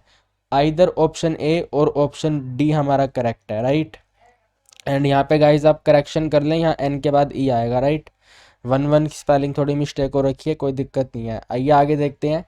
अब बात आती है ऑन टू फंक्शन की, तो गाइज आप लोगों को मालूम ही होगा ऑन टू फंक्शन के लिए जो रेंज का सेट होता है वो कोडोमेन के सेट से इक्वल रहना चाहिए। तो हम अपनी मर्जी से यहाँ पे एज्यूम कर लेते हैं रेंज में 1/2 है। अगर आपने एक अपनी मर्जी से एलिमेंट एज्यूम करा है 1/2, इसका मतलब ये y का वैल्यू है। ठीक है ना। तो अगर हम y का वैल्यू 1/2 सब्सटीट्यूट करेंगे तो वैल्यू बनेगा इस वाले फंक्शन में, या फिर आप यहाँ पे सब्सटीट्यूट कर सकते हैं। तो ये बन जाएगा 1/2 इज इक्वल टू में x⁻3। और अगर मुझे यहाँ से क्यूब हटाना है गाइस तो वैल्यू बन जाएगा x equal to 1/2⁻1/3। Now you have to decide ये जो वैल्यू आया है क्या ये रियल नंबर है, क्योंकि इसका डोमेन यहाँ पे रियल नंबर है ना। तो क्या 1/2⁻1/3 रियल नंबर है? डेफिनेटली गाइस 1/2⁻1/3 हमारा रियल नंबर है। यानी कि 1/2 का भी कोई ना कोई यहाँ पे प्री इमेज रहेगा ही रहेगा डेफिनेटली। तो इसका मतलब जो हमारे कोड डोमेन के अंदर टोटल एलिमेंट दे रखे हैं, टोटल मतलब कोई भी रियल नंबर दे रखा है, उन सभी का प्री इमेज हमें मिल जाएगा अपने डोमेन सेट में। यानी कि ये हमारा ऑन टू फंक्शन है और ये 1 1 ऑन टू दोनों है, यानी कि आंसर आएगा ऑप्शन नंबर डी। ठीक है, ऑप्शन नंबर डी हमारा करेक्ट आंसर हो जाएगा। देन गाइज ये वाला क्वेश्चन आप देख पा रहे हैं 22 क्वेश्चन है, डेरिवेटिव्स का क्वेश्चन है। डेरिवेटिव का क्वेश्चन तो हमें एग्जाम में डेफिनेटली स्किप करना ही नहीं है। हमें इसके अंदर डबल डेरिवेटिव करना है, तो पैरामेट्रिक फंक्शन है ये वाला। तो पहले इस x का डेरिवेटिव कर लेते हैं। यहाँ पे लिख देते हैं dx divided by D theta, क्योंकि भाई वेरिएबल तो थीटा है इसमें। तो a सेम रहेगा, सिकेंड थीटा का डेरिवेटिव करेंगे, बहुत सिंपल है, secant theta multiply by tan theta. बताइए इससे आसान क्या ही हो सकता है। राइट। इसके बाद y को ले लेते हैं, इसका डेरिवेटिव करेंगे, तो यहाँ पे लिख देंगे डी वाई अपॉन में डी थीटा। ठीक है ना, d y by d theta. B will be same, tan theta का डेरिवेटिव करेंगे तो सिकेंड स्क्वायर थीटा। गाइस जो सिकेंड स्क्वायर थीटा आएगा ना उसको मैं सिकेंड थीटा और सिकेंड थीटा करके लिख रहा हूँ। ठीक है, सिकेंड स्क्वायर थीटा को सिकेंड थीटा करके मैंने यहाँ पे नोट करा। हमें सबसे पहले d y by d x चाहिए, सो डैट हमारे पास फर्स्ट ऑर्डर का डेरिवेटिव आ जाए। तो हमें गाइस इस वाली वैल्यू को अपनी इस वाली वैल्यू से डिवाइड करना है, यानी कि b multiply by secant theta multiply bye secant theta को डिवाइड करेंगे a multiply by secant theta multiply by tan theta से। तो आप यहाँ पे देखो सिकेंड थीटा हमारा कैंसिल हो गया गाइस। अब इसको थोड़ा सा हमें छोटा करना है, सिंप्लीफाई करना है, तो b बाय a तो रहेगा गाइस। ये जो सिकेंड थीटा है इसको लिख सकते हैं 1 बाय कोस थीटा, और ये जो अपना टेन थीटा है इसको लिख सकते हैं sine theta by cos theta. Guys denominator दोनों का ही सेम है, तो ये कोस थीटा कैंसिल हो जाएगा, 1 बाय साइन थीटा रहेगा गाइस। ठीक है ना, 1 बाय साइन थीटा रहेगा, तो 1 बाय साइन थीटा होता है कोसेक थीटा। यानी कि गाइस जो हमारा डी वाई अपॉन में डी एक्स का वैल्यू है ये है b cosec theta divided by a. हमें अब इसका डबल डेरिवेटिव भी करना है, तो यहीं से स्टार्ट करेंगे, डी स्क्वायर वाई अपॉन में डी एक्स स्क्वायर। ठीक है ना guys, b by a same रहेगा मल्टीप्लाई कोसेक थीटा का डेरिवेटिव गाइस नेगेटिव होता है ना, वेरी वेरी गुड। तो यहाँ पे लिखेंगे it will become minus of cosec theta. ये क्या हो गया पेन को हमारे, 2 मिनट गाइस, पता नहीं क्या हो गया इसे। ठीक है, अभी सही हो गया। तो cosec theta multiply bye cot theta, है ना। अचानक से गाइस कभी कभी हो जाता है सॉफ्टवेयर में, है ना, मेंशन मत करना आप। राइट। चलिए आगे देखिए, ये हमने सिर्फ ये कोसेक थीटा का डेरिवेटिव किया, बट गाइज आप लोगों ने जब एनसीईआरटी से पढ़ा होगा तो आपको मालूम होगा कि हम इसके अंदर रियलिटी में चेन रूल अप्लाई कर रहे हैं, हम डेरिवेटिव कर रहे हैं एक्स के रिस्पेक्ट में और यहाँ पे वेरिएबल है थीटा, तो इसका मतलब मुझे थीटा का डेरिवेटिव करना पड़ेगा एक्स के रिस्पेक्ट में। तो D theta divided bye D x जो है वो हमारा यहाँ पे कंप्लीट डेरिवेटिव बनेगा। ठीक है, अब देखो आप ट्राई करो, कोशिश करो D theta by D x कहाँ से फाइंड हो सकता है। D theta by D x देखो गाइज यहाँ से फाइंड हो जाएगा, इधर से हमें जस्ट इसका रेसिप्रोकल करना पड़ेगा। तो यहाँ पे गाइज देखो बी अपॉन में ए तो रहेगा ही, ये वाला जो माइनस है यहाँ पे कर देते हैं मल्टीप्लाई कोसेक थीटा तो सेम रहेगा, कोट थीटा भी सेम रहेगा। अब हमें इसका गाइज रेसिप्रोकल करना है, तो ए सेक थीटा टेन थीटा का रेसिप्रोकल हो जाएगा 1 में ए सेक थीटा कोस थीटा, ये फिर से गड़बड़ आ गया, a sec theta multiply by tan theta, ठीक है ना। ओके गाइस, अब देखो यहाँ पे ये ए और ए मल्टीप्लाई होके ए स्क्वायर हो गया, तो माइनस बी अपॉन में ए स्क्वायर आ गया। ठीक है गाइस, ये वाला जो कोसेक थीटा है इसको लिख देते हैं 1 में साइन थीटा, तो इट इज़ 1 में साइन थीटा। ठीक है, थोड़ा सिंप्लीफाई कर रहे हैं इसको। ये है कोट थीटा, इसको लिख देते हैं गाइज 1 में टेन थीटा। ठीक है, 1 में टेन थीटा, देन मल्टीप्लाई, ये वाला जो ऊपर 1 है ये सेम रहेगा, ए को तो हम पहले मल्टीप्लाई कर चुके हैं। ये वाला जो सेकेंड थीटा है गाइज इसको हम लिख देते हैं 1 में कोस थीटा। ठीक है, 1 में कोस थीटा, और ये जो टेन थीटा है गाइज इसको लिख देते हैं हम, बताओ क्या लिख दें, लिखने की ज़रूरत है क्या, इसको ऐसे ही रहने देते हैं, सेम रहने देते हैं, इसको टेन थीटा रहने देते हैं। ठीक है, इस वाले टेन थीटा को इस वाले टेन थीटा से मल्टीप्लाई करेंगे ना गाइस तो टेन स्क्वायर थीटा हो जाएगा।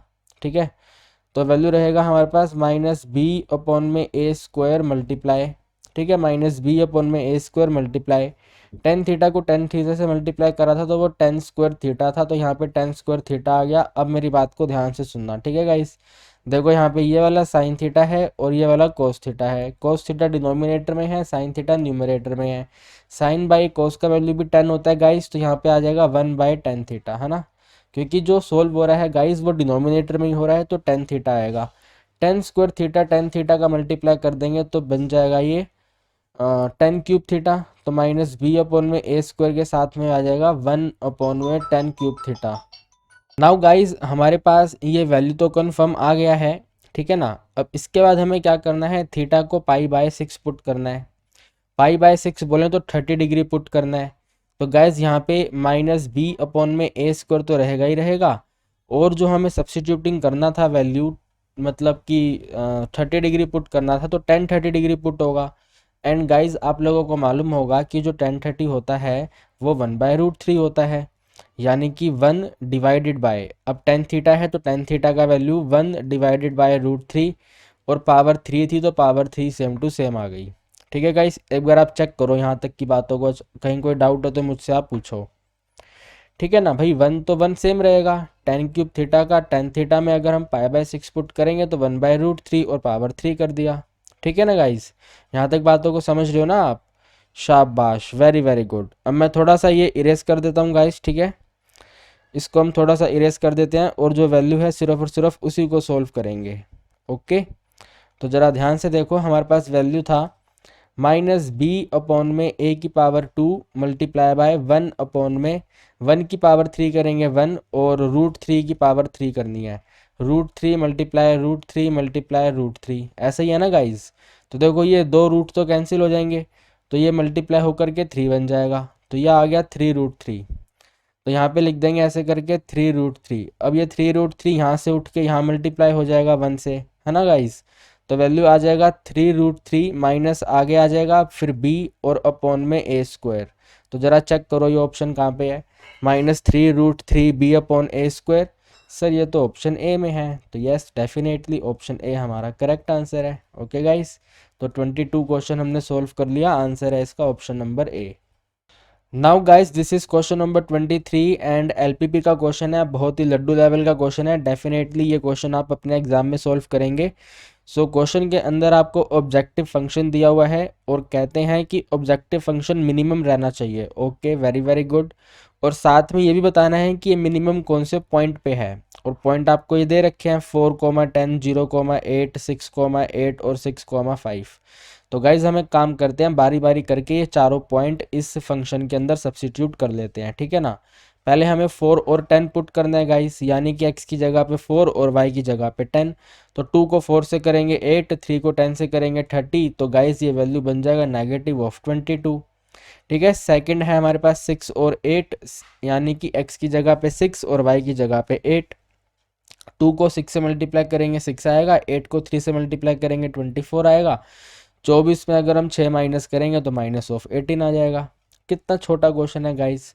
इसी तरह ऑप्शन सी है 0 और 8, तो 0 और 8 में x 0 है और y का वैल्यू 8 है, तो 0 माइनस में 24 आएगा, यानी कि -24 आ जाएगा। फिर लास्ट ऑप्शन है 6 और 5। गाइस 6 और 5 का मतलब है x की जगह पे 6 पुट करेंगे तो वो 12 हो जाएगा, 5 का मतलब है y की जगह पे 5 पुट करेंगे तो वो 15 हो जाएगा, यानी कि गाइस टोटल वैल्यू हमारा -3 आ जाएगा। अगर गाइस आप इसको नंबर लाइन पे देखोगे तो -3 इधर होगा, इसके बाद ये -18 होगा, -18 के बाद -22 होगा और इसके बाद ये -24 होगा। तो अगर हमें मिनिमम पहचानना है तो गाइस ये 20 जो -24 है ये सबसे छोटा वैल्यू है, तो -24 सबसे छोटा वैल्यू है। और गाइज ये है किसके ऊपर, ये है 0 और 8 पर। तो हमारा आंसर होगा गाइज इसका ऑप्शन नंबर सी।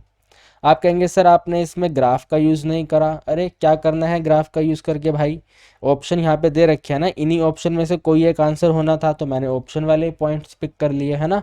इसी तरह की अप्रोचेस गाइज आपको अपने एग्जाम में भी फॉलो करनी है, ठीक है। 23 क्वेश्चन का आंसर आ गया है 08 ऑप्शन सी।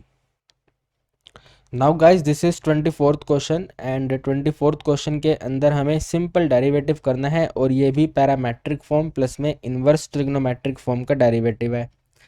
तो sine inverse 2x root 1 minus x square का डेरिवेटिव करना है साइन इनवर्स x के रिस्पेक्ट पे, राइट।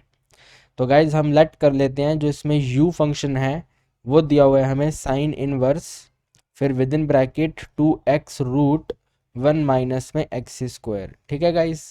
और साथ में v फंक्शन ले लेते हैं, we have only sine inverse x, correct. हमें गाइस इसका डेरिवेटिव करना है इसके रिस्पेक्ट में, यानी कि गाइस हमें फाइंड करना है डी यू अपॉन में डी वी क्या होगा, ठीक है, d u by d v क्या होगा। तो गाइज अगर आप इस डी वी का डेरिवेटिव करोगे एक्स के रिस्पेक्ट पे तो आपका आंसर आ जाएगा 1 डिवाइडेड बाय, बताइए क्या होता है, 1 divided by, very good, under root of 1 minus में एक्स स्क्वायर, यही होता है ना। तो वो हमने यहाँ पे अप्लाई कर दिया, ठीक है। तो ये तो सिंपल सा सोल्व हो गया।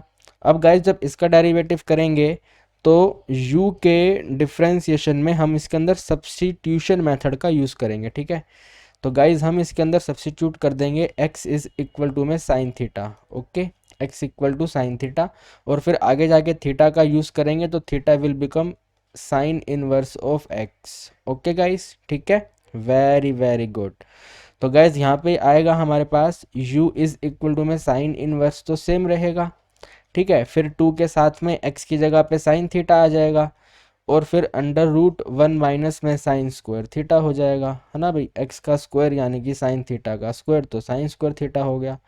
नाउ गाइज आपको मालूम है कि 1 माइनस में साइन स्क्वायर थीटा का जो वैल्यू होता है ये कोस स्क्वायर थीटा होता है ना। और इसके ऊपर क्योंकि रूट है, यहाँ पे भी रूट है, तो ये definitely simple simple cos theta आ जाएगा। तो टोटल वैल्यू बन जाएगी guys 2 sine theta cos theta, ठीक है ना, 2 sine theta cos theta. And guys आपको तो मालूम ही होगा ये साइन 2 थीटा होता है, ठीक है ना, साइन 2 थीटा होता है, यानी कि साइन के साथ में 2 और फिर थीटा मैंने कहा था ना ये वाला यूज़ करेंगे, तो फिर थीटा की जगह पे साइन इनवर्स में x आ जाएगा, यानी कि गाइस ये जो वैल्यू बनेगी बनेगी u equal to sine inverse, ठीक है ना, साइन इनवर्स। और ये जो पूरा का पूरा था हमने इसको क्या लिख दिया है, ये लिख दिया है गाइस, ठीक है ना, ये लिख दिया है हमने। तो यहाँ पे लिख देंगे इसको साइन के साथ में 2 साइन इनवर्स एक्स, ठीक है, साइन के साथ में 2 साइन इनवर्स एक्स, ये साइन इनवर्स और साइन कैंसिल हो जाएंगे, तो value of u will become 2 sine inverse x guys. कितना सिंपल हो गया। अब 2 साइन इनवर्स एक्स का डेरिवेटिव करेंगे, ठीक है, यहाँ पे कर देते हैं इसका डेरिवेटिव, तो ये बन जाएगा डी यू अपॉन में डी एक्स, और guys D u by d x का वैल्यू में 2 तो सेम रहेगा, यहाँ पे जो ये वाला 2 था ये सेम रहेगा, और इस साइन इनवर्स एक्स का डेरिवेटिव करेंगे। तो अभी तो हमने किया था, यहाँ पे देखो डेरिवेटिव किया हुआ है हमने, कितना डेरिवेटिव था वेरी गुड, 1 में रूट ऑफ 1 - x² डेरिवेटिव है, तो ये डेरिवेटिव आ गया। करेक्ट। अगर हमें गाइस du/dv चाहिए तो हमें इस वाले वैल्यू को, ठीक है ना, इस वाले वैल्यू को इससे डिवाइड करना है। तो गाइज हमारा वैल्यू आ जाएगा 2 divided by root of 1 - x² divided by 1 divided by root of 1 - x²। ये दोनों के दोनों कैंसिल हो गए, वैल्यू बनेगा 2/1, 2/1 बोलें तो 2, यानी कि ऑप्शन ए हमारा आंसर आ गया गाइस। कितना सिंपल है गाइस, बताइए। 24वां क्वेश्चन तो आप अपने एग्जाम में डेफिनेटली अटेम्प्ट करेंगे ही करेंगे। Okay, now guys this is 25 question and matrices chapter का क्वेश्चन है, तो डेफिनेटली ये एग्जाम में अटेम्प्ट करना ही है, कोई भी इसको स्किप करने की नहीं सोचेगा। ठीक है, सिंपली इस क्वेश्चन को सोल्व करने के लिए ना आपको मल्टीप्लाई करना पड़ेगा। ठीक है, पहले मल्टीप्लाई करेंगे और फिर आगे की कहानी देखेंगे। तो हम गाइस यहाँ पे ए को बी से मल्टीप्लाई करेंगे। ठीक है, ए को बी से मल्टीप्लाई करने का मतलब है ये वाला रो 1 है, ये वाला कॉलम 1 है, पहले इनको मल्टीप्लाई कर लेते हैं। तो गाइज हम इस वाले 1 को जब 2 से मल्टीप्लाई करेंगे तो 2 आएगा। -1 को गाइज हम जब -4 से मल्टीप्लाई करेंगे तो टोटल वैल्यू प्लस में 4 आएगा। एंड गाइज इस वाले 0 को +2 से मल्टीप्लाई करेंगे, वैल्यू 0 हो जाएगा। सभी को एडिंग करने पे गाइज हमारा वैल्यू बन जाएगा 6। कितना वैल्यू बन जाएगा गाइज? 6 बन जाएगा। यानी कि इसका मतलब ये है यहाँ पे 6 आएगा, यहाँ पे 0 आएगा, यहाँ पे 0 आएगा, यहाँ पे 0 आएगा, यहाँ पे 6 आएगा, यहाँ पे 0 आएगा, यहाँ पे 0 आएगा, यहाँ पे 0 आएगा, यहाँ पे 6 आएगा। आप कहेंगे सर ऐसा कैसे सर, आपने पूरा मल्टीप्लाई नहीं करा। अरे डियर, तभी तो हम टीचर हैं। ठीक है, तो थोड़ा समझो, आप इसको अपने आप से मल्टीप्लाई करके देख लो। मैं आपका वेट करता हूँ। ठीक है, मैं आपके लिए रुका हुआ हूँ यहाँ तक, आप एक बार इसको मल्टीप्लाई करके देख लो, यही आएगा। ठीक है ना? ओके, चलिए, वेरी वेरी गुड। तो आपने देख लिया होगा। सो ए बी का वैल्यू बन जाएगा 6 × i। हमने इसमें से 6 को कॉमन ले लिया और साथ में आइडेंटिटी मैट्रिक्स, तो ए बी = 6i। ठीक है, अब पहला ऑप्शन कह रहा है क्या ए इनवर्स बी होगा? नहीं नहीं भाई नहीं, बिल्कुल भी नहीं होगा। इस 6 को बिना एडजस्ट करे ए इनवर्स का वैल्यू बी नहीं हो सकता। क्या ए इनवर्स का वैल्यू 6b होगा? नहीं नहीं नहीं नहीं, ये भी नहीं होगा। यहाँ पे 6 जो है वो मल्टीप्लाई फैक्टर में है, तो ये डिवाइड में होगा। ऑप्शन सी कह रहा है क्या बी इनवर्स बी होगा? अरे कैसी बातें कर रहा है, ये कैसे हो सकता है भाई? बी इनवर्स खुद बी कैसे हो सकता है, राइट? यहाँ पे क्या कह रहा है, बी इनवर्स क्या 1/6a होगा? हाँ, ये सही है। अगर हम यहाँ पे 6 को एडजस्ट करेंगे ना तो वो डिवाइड में ही एडजस्ट होगा। तो अगर ए बी = में 6i है गाइस, तो डेफिनेटली जो बी इनवर्स का वैल्यू है वो 1/6a होगा। और अगर आपको ए इनवर्स चाहिए तो इसका वैल्यू 1/6b रहेगा। ठीक है, तो इस वाले क्वेश्चन के अंदर ये ऑप्शन दिया हुआ है, तो हमारा आंसर आ गया option number D. Okay guys, option number D. ठीक है, एकदम ध्यान से करेंगे इस क्वेश्चन को। ठीक है, now guys question number 26 is very very very easy question. Increasing है, डिक्रीजिंग है, ये सब आपको देखना है। तो फटाफट से इसका डेरिवेटिव करना स्टार्ट करेंगे। भाई 2x की पावर 3 का डेरिवेटिव है तो 6x² डेरिवेटिव हो जाएगा। आप कहेंगे सर आपने एकदम से लिख दिया। अरे क्या करें भाई, हमारे एग्ज़ाम में, मतलब कि आपके एग्ज़ाम में आपको लिखने के नंबर नहीं मिलने हैं, आपको तो एमसीक्यू को टिक करने के नंबर मिलने हैं। तो आप चाहे सजा सजा के लिखो, आप चाहे छोटा छोटा लिखो, चाहे लिखो ही मत, आपको बस ऑप्शन टिक करना है ना। तो ट्राई टू अंडरस्टैंड, हर एक चीज़ को लिखना ज़रूरी नहीं है, राइट? देखो चलो, -3x² का डेरिवेटिव करेंगे तो माइनस में 6x आएगा, और 36x का डेरिवेटिव करेंगे तो माइनस में 36 हो जाएगा। 7 पे काटा मार दो, 7 का डेरिवेटिव की ज़रूरत नहीं है। 6 को कॉमन ले लो, value will be x² minus x minus में 6 = में 0। सर 0 कहाँ से आ गया? अरे यार, क्रिटिकल वैल्यू फाइंड करेंगे ना 0 से इक्वेट करके, तो वो मैंने 0 से इक्वेट कर दिया। ठीक है, चाहे तो यहीं पे लिख दो दिस इज = 0। ठीक है गाइस, ये वाला जो 6 है यहाँ पे दोबारा से 0 हो जाएगा। इसका हमें फैक्टर बनाना है गाइस, ज़रा मुझे बताइए क्या फैक्टर बनेंगे। आप कहेंगे सर जी एक तो 6 लिख दो और 1 लिख दो। अरे यार, तुम कैसी बातें करते हो? 6 में से 1 को माइनस करेंगे तो 5 आएगा। यहाँ पे तो गाइस मिडल टर्म में 1 है, यानी कि 6 और 1 नहीं बनेगा। तो आप कहेंगे सर गाइस ऐसा है तो 2 और 3 ले लो। यस, अभी सही है। 3 में 2 को माइनस करेंगे तो 1 आ जाएगा, मल्टीप्लाई करने पे 6 रहेगा। शाबाश, वेरी वेरी गुड। तो गाइज यहाँ पे हम फैक्टर लिखेंगे, पहला है x माइनस में 3 और दूसरा है x प्लस में 2। x माइनस 3 को गाइज अगर आप 0 करोगे तो वैल्यू 3 हो जाएगा, इस वाले को 0 करोगे तो वैल्यू आपका -2 हो जाएगा। This is your number line guys. यहाँ पे -2 है, यहाँ पे आपका 3 है, यहाँ पे इन्फिनिटी होगा, यहाँ पे माइनस इन्फिनिटी होगा। 3 से इन्फिनिटी का वैल्यू ले लेते हैं 4। तो गाइस इस वाले 4 को जरा यहाँ पे सब्सिट्यूट करो और चेक करो वैल्यू क्या आती है। ठीक है, यहाँ पे 4 सब्सिट्यूट कर दो। 4 में 3 माइनस करेंगे 1 और 4 में 2 प्लस करेंगे 6, तो टोटल वैल्यू गाइज हमारी पॉजिटिव आ गई। गाइज यहाँ पे ये पॉजिटिव है तो डेफिनेटली यहाँ पे नेगेटिव होगा और यहाँ पे आपका पॉजिटिव होगा। तो ऑप्शन क्या ए कह रहा है strictly increasing in this function, strictly increasing in this function सही है। एंड स्ट्रिक्टली डिक्रीजिंग इन -2 से इन्फिनिटी, ये गलत है भाई। -2 से इन्फिनिटी में तो 2 इंटरवल है ना, ये गलत है। ऑप्शन ए गलत हो गया। स्ट्रिक्टली डिक्रीजिंग इन -2 से 3, भाई ये सही है। -2 से 3 में ये डिक्रीजिंग फंक्शन है, ये एकदम करेक्ट है ये वाला। ठीक है, यही वाला आंसर एकदम करेक्ट है। आगे हमें देखने की ज़रूरत नहीं है क्योंकि हमें अपना आंसर मिल चुका है। Option B is correct option. ठीक है guys, okay, very good. Now guys this is the 27 question and I will suggest you कि ये वाला जो क्वेश्चन है ना गाइस, हमारे ओल्डर एग्जाम्स में ये क्वेश्चन टोटल मिलाकर के 4 मार्क्स में आता था। कितने मार्क्स का आता था गाइस? 4 मार्क्स में आता था। तो गाइस सीबीएसई ने ये वाला क्वेश्चन ना जानबूझ करके सैम्पल क्वेश्चन पेपर में डाला है। आप कहेंगे सर ऐसा क्यों? अरे गाइस सीबीएसई देखना चाहता है कि जो स्टूडेंट को हम क्वेश्चन पेपर दे रहे हैं, क्या स्टूडेंट इतना कैपेबल है कि वो ये देख सके कि कौन सा क्वेश्चन करना है और कौन सा क्वेश्चन नहीं करना। भूल तो नहीं गए हमें इस सेक्शन के अंदर 4 क्वेश्चन स्किप करने हैं। तो गाइस जो ये वाला क्वेश्चन है ना, ये वाला क्वेश्चन स्किप वाले पार्ट में रहेगा। ठीक है गाइस, किस में रहेगा? स्किप वाले पार्ट में रहेगा। हालांकि मैं आपको अभी सॉल्व करवा दूंगा, बट रिमेंबर रखना है कि हमें 4 क्वेश्चन स्किप करने हैं और उन 4 क्वेश्चन में से एक क्वेश्चन ये वाला रहेगा, क्योंकि ये हमारे ओल्डर एग्जाम्स में आपने पढ़ा होगा चैप्टर। यार डेफिनेटली आपने चैप्टर पढ़ा होगा। सबसे पहले तो मुझे ये बात कहनी चाहिए कि ये वाला क्वेश्चन तो एग्जाम में होना ही नहीं चाहिए। सही कह रहा हूँ या गलत कह रहा हूँ, आप मुझे बताओ।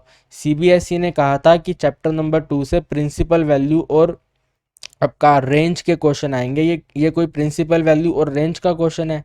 इसके अंदर तो सीधा सीधा प्रॉपर्टी अप्लाई हो रही है। तो ये सबसे पहले तो आउट ऑफ सिलेबस क्वेश्चन है एंड सीबीएसई ने ऐसा जानबूझ के करा क्योंकि सीबीएसई ये देखना चाह रही है कि जिन बच्चों के 90% आने वाले हैं, 95% आने वाले हैं, 100% नंबर आने वाले हैं, क्या वो बच्चा इतना कैपेबल है कि वो ये सिलेक्शन कर सके कि कौन सा क्वेश्चन करना है और कौन सा क्वेश्चन नहीं करना है। समझ पा रहे हो ना गाइज आप मेरी बात को? ठीक है ना? तो ये वाला क्वेश्चन गाइज क्या रहेगा? हमारे स्किप वाले पार्ट में रहेगा। ओके, चलिए आइए फिलहाल मैं आपको इसका आंसर बता देता हूँ। तो देखो गाइज, जो रूट ऑफ 1 प्लस में कोस एक्स है ना, जो root of 1 plus cos x है, इसका वैल्यू रहता है गाइज प्लस और माइनस 2 कोस एक्स बाय 2। ठीक है, प्लस और माइनस 2 कोस एक्स बाय 2। अब यहाँ पर प्लस लेना है या माइनस लेना है गाइज, ये डिसाइड होता है इस वाले इंटरवल से। ठीक है, इसी तरह गाइज जो रूट ऑफ 1 माइनस में कोस एक्स है ना, इसका वैल्यू भी सेम होता है plus minus 2 sine x by 2। ठीक है ना, यहाँ पे भी प्लस और माइनस हम डिसाइड करते हैं इंटरवल से। तो गाइज ये वाला जो इंटरवल है ना, ये वाला जो इंटरवल है, ये इंटरवल दिया हुआ है एक्स के अकॉर्डिंग। तो आप यहाँ पे पहले इसको लिख लो। हमें दिया हुआ है pi lesser than x lesser than 3 pi by 2। ठीक है, पाई बड़ा कंफ्यूजिंग करता है तो मैं इसको छोटा कर लेता हूँ भाई, डिग्री मेजर लिख लेते हैं 180 laser than x lesser then 270 degree. ठीक है गाइस, हमें चाहिए x बाय 2 का मतलब x बाय 2 का रेंज चाहिए। तो x बाय 2 लाने के लिए इसको भी डिवाइड बाय 2 करो, इसको भी डिवाइड बाय 2 करो, इसको भी डिवाइड बाय 2 करो। यहाँ पे 90 आ जाएगा, यहाँ पे तो x बाय 2 ही रहेगा और यहाँ पे 270 बाय 2 करेंगे, यानी कि कितना आ जाएगा? ये 135 आ जाएगा। नाउ गाइस आपको ये देखना है कि 90 से लेकर के 135 में ये जो वैल्यू रहता है ये पॉजिटिव होता है नेगेटिव होता है? तो गाइज ये वाला वैल्यू होता है नेगेटिव। क्या होता है? वैल्यू नेगेटिव होता है। यानी कि गाइज हमें पता चल गया कि इस इंटरवल में जो 2 cos x बाय 2 है वो हमारा नेगेटिव होता है, तो हम इसको नेगेटिव साइन के साथ ओपन करेंगे। एंड गाइज जो सेकंड वाला वैल्यू है, यानी कि जो ये वाला वैल्यू है, इसको अगर आप देखोगे 2 साइन एक्स बाय 2 को, तो गाइज 90 डिग्री से लेकर 135 की वैल्यू में जो 2 साइन एक्स बाय 2 होता है ये पॉजिटिव होता है। यानी कि जब ये रूट से बाहर आएगा गाइज तो यहाँ पे वैल्यू पॉजिटिव आएगी।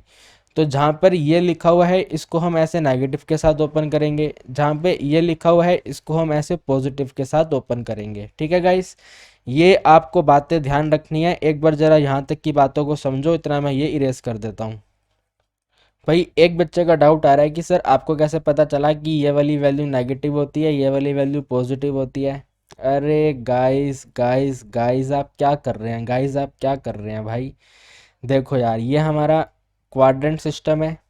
यहाँ पे 0 डिग्री है, यहाँ पे 90 डिग्री है, यहाँ पे 180 डिग्री है, और यहाँ पे ये 270 डिग्री है। वापस से रोटेटिंग होने पे यहाँ पे 360 डिग्री है। ठीक है, अभी मैंने देखा था 90 से 135 था, तो 90 से 135 यहाँ पे आएगा, 135 तो 180 से छोटा। तो ये वाला जो एंगल है ना गाइज, इस क्वेश्चन का वैल्यू इस एंगल के अंदर घूम रहा है। गाइस अब ये जो एंगल का वैल्यू है ये सेकंड क्वाड्रेंट में है।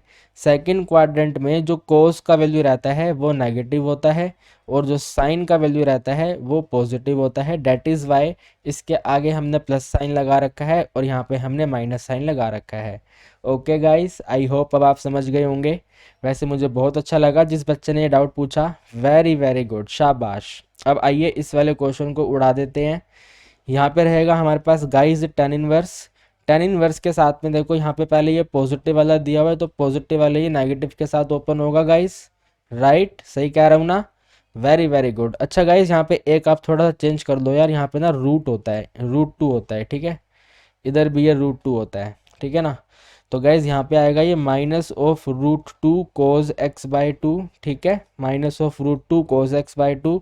फिर है एडिशन, इसमें तो कोई दिक्कत ही नहीं है ना गाइस, इसमें कोई दिक्कत नहीं है, ये तो सिंपल पॉजिटिव के साथ ओपन हो रहा है। तो यहाँ पे आएगा simple simple √2 sin x/2। Okay, समझ पा रहे हो बात को, वेरी वेरी गुड। फिर यहाँ पे दोबारा से ये पॉजिटिव है, ये भी नेगेटिव में ओपन होगा, तो -√2 cos x/2। ओके, देन यहाँ पे है माइनस साइन, इसमें तो कोई दिक्कत नहीं है गाइस, ये तो पॉजिटिविटी के साथ ओपन हो रहा है, तो यहाँ पे रहेगा √2 sin x/2। ठीक है guys, okay, very very good guys, very very good. यहाँ पे रहेगा tan inverse x guys.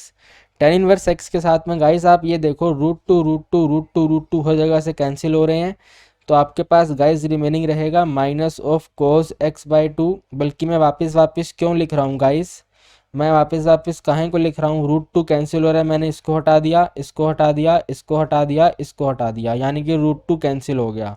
Okay guys, अब आप क्या करेंगे गाइस, डिनोमिनेटर में से ये वाले डिनोमिनेटर वैल्यू है ना, इस डिनोमिनेटर वैल्यू में से माइनस को कॉमन ले लेंगे। तो ऊपर तो रहेगा -cos x/2, फिर यहाँ पे एडिंग sin x/2। समझ पा रहे हो मेरी बात को। फिर हमने माइनस कॉमन ले लिया, विद इन ब्रैकेट आएगा cos x/2। ओके गाइस, फिर एडिंग sin x/2, और ये हमने कर दिया guys bracket close.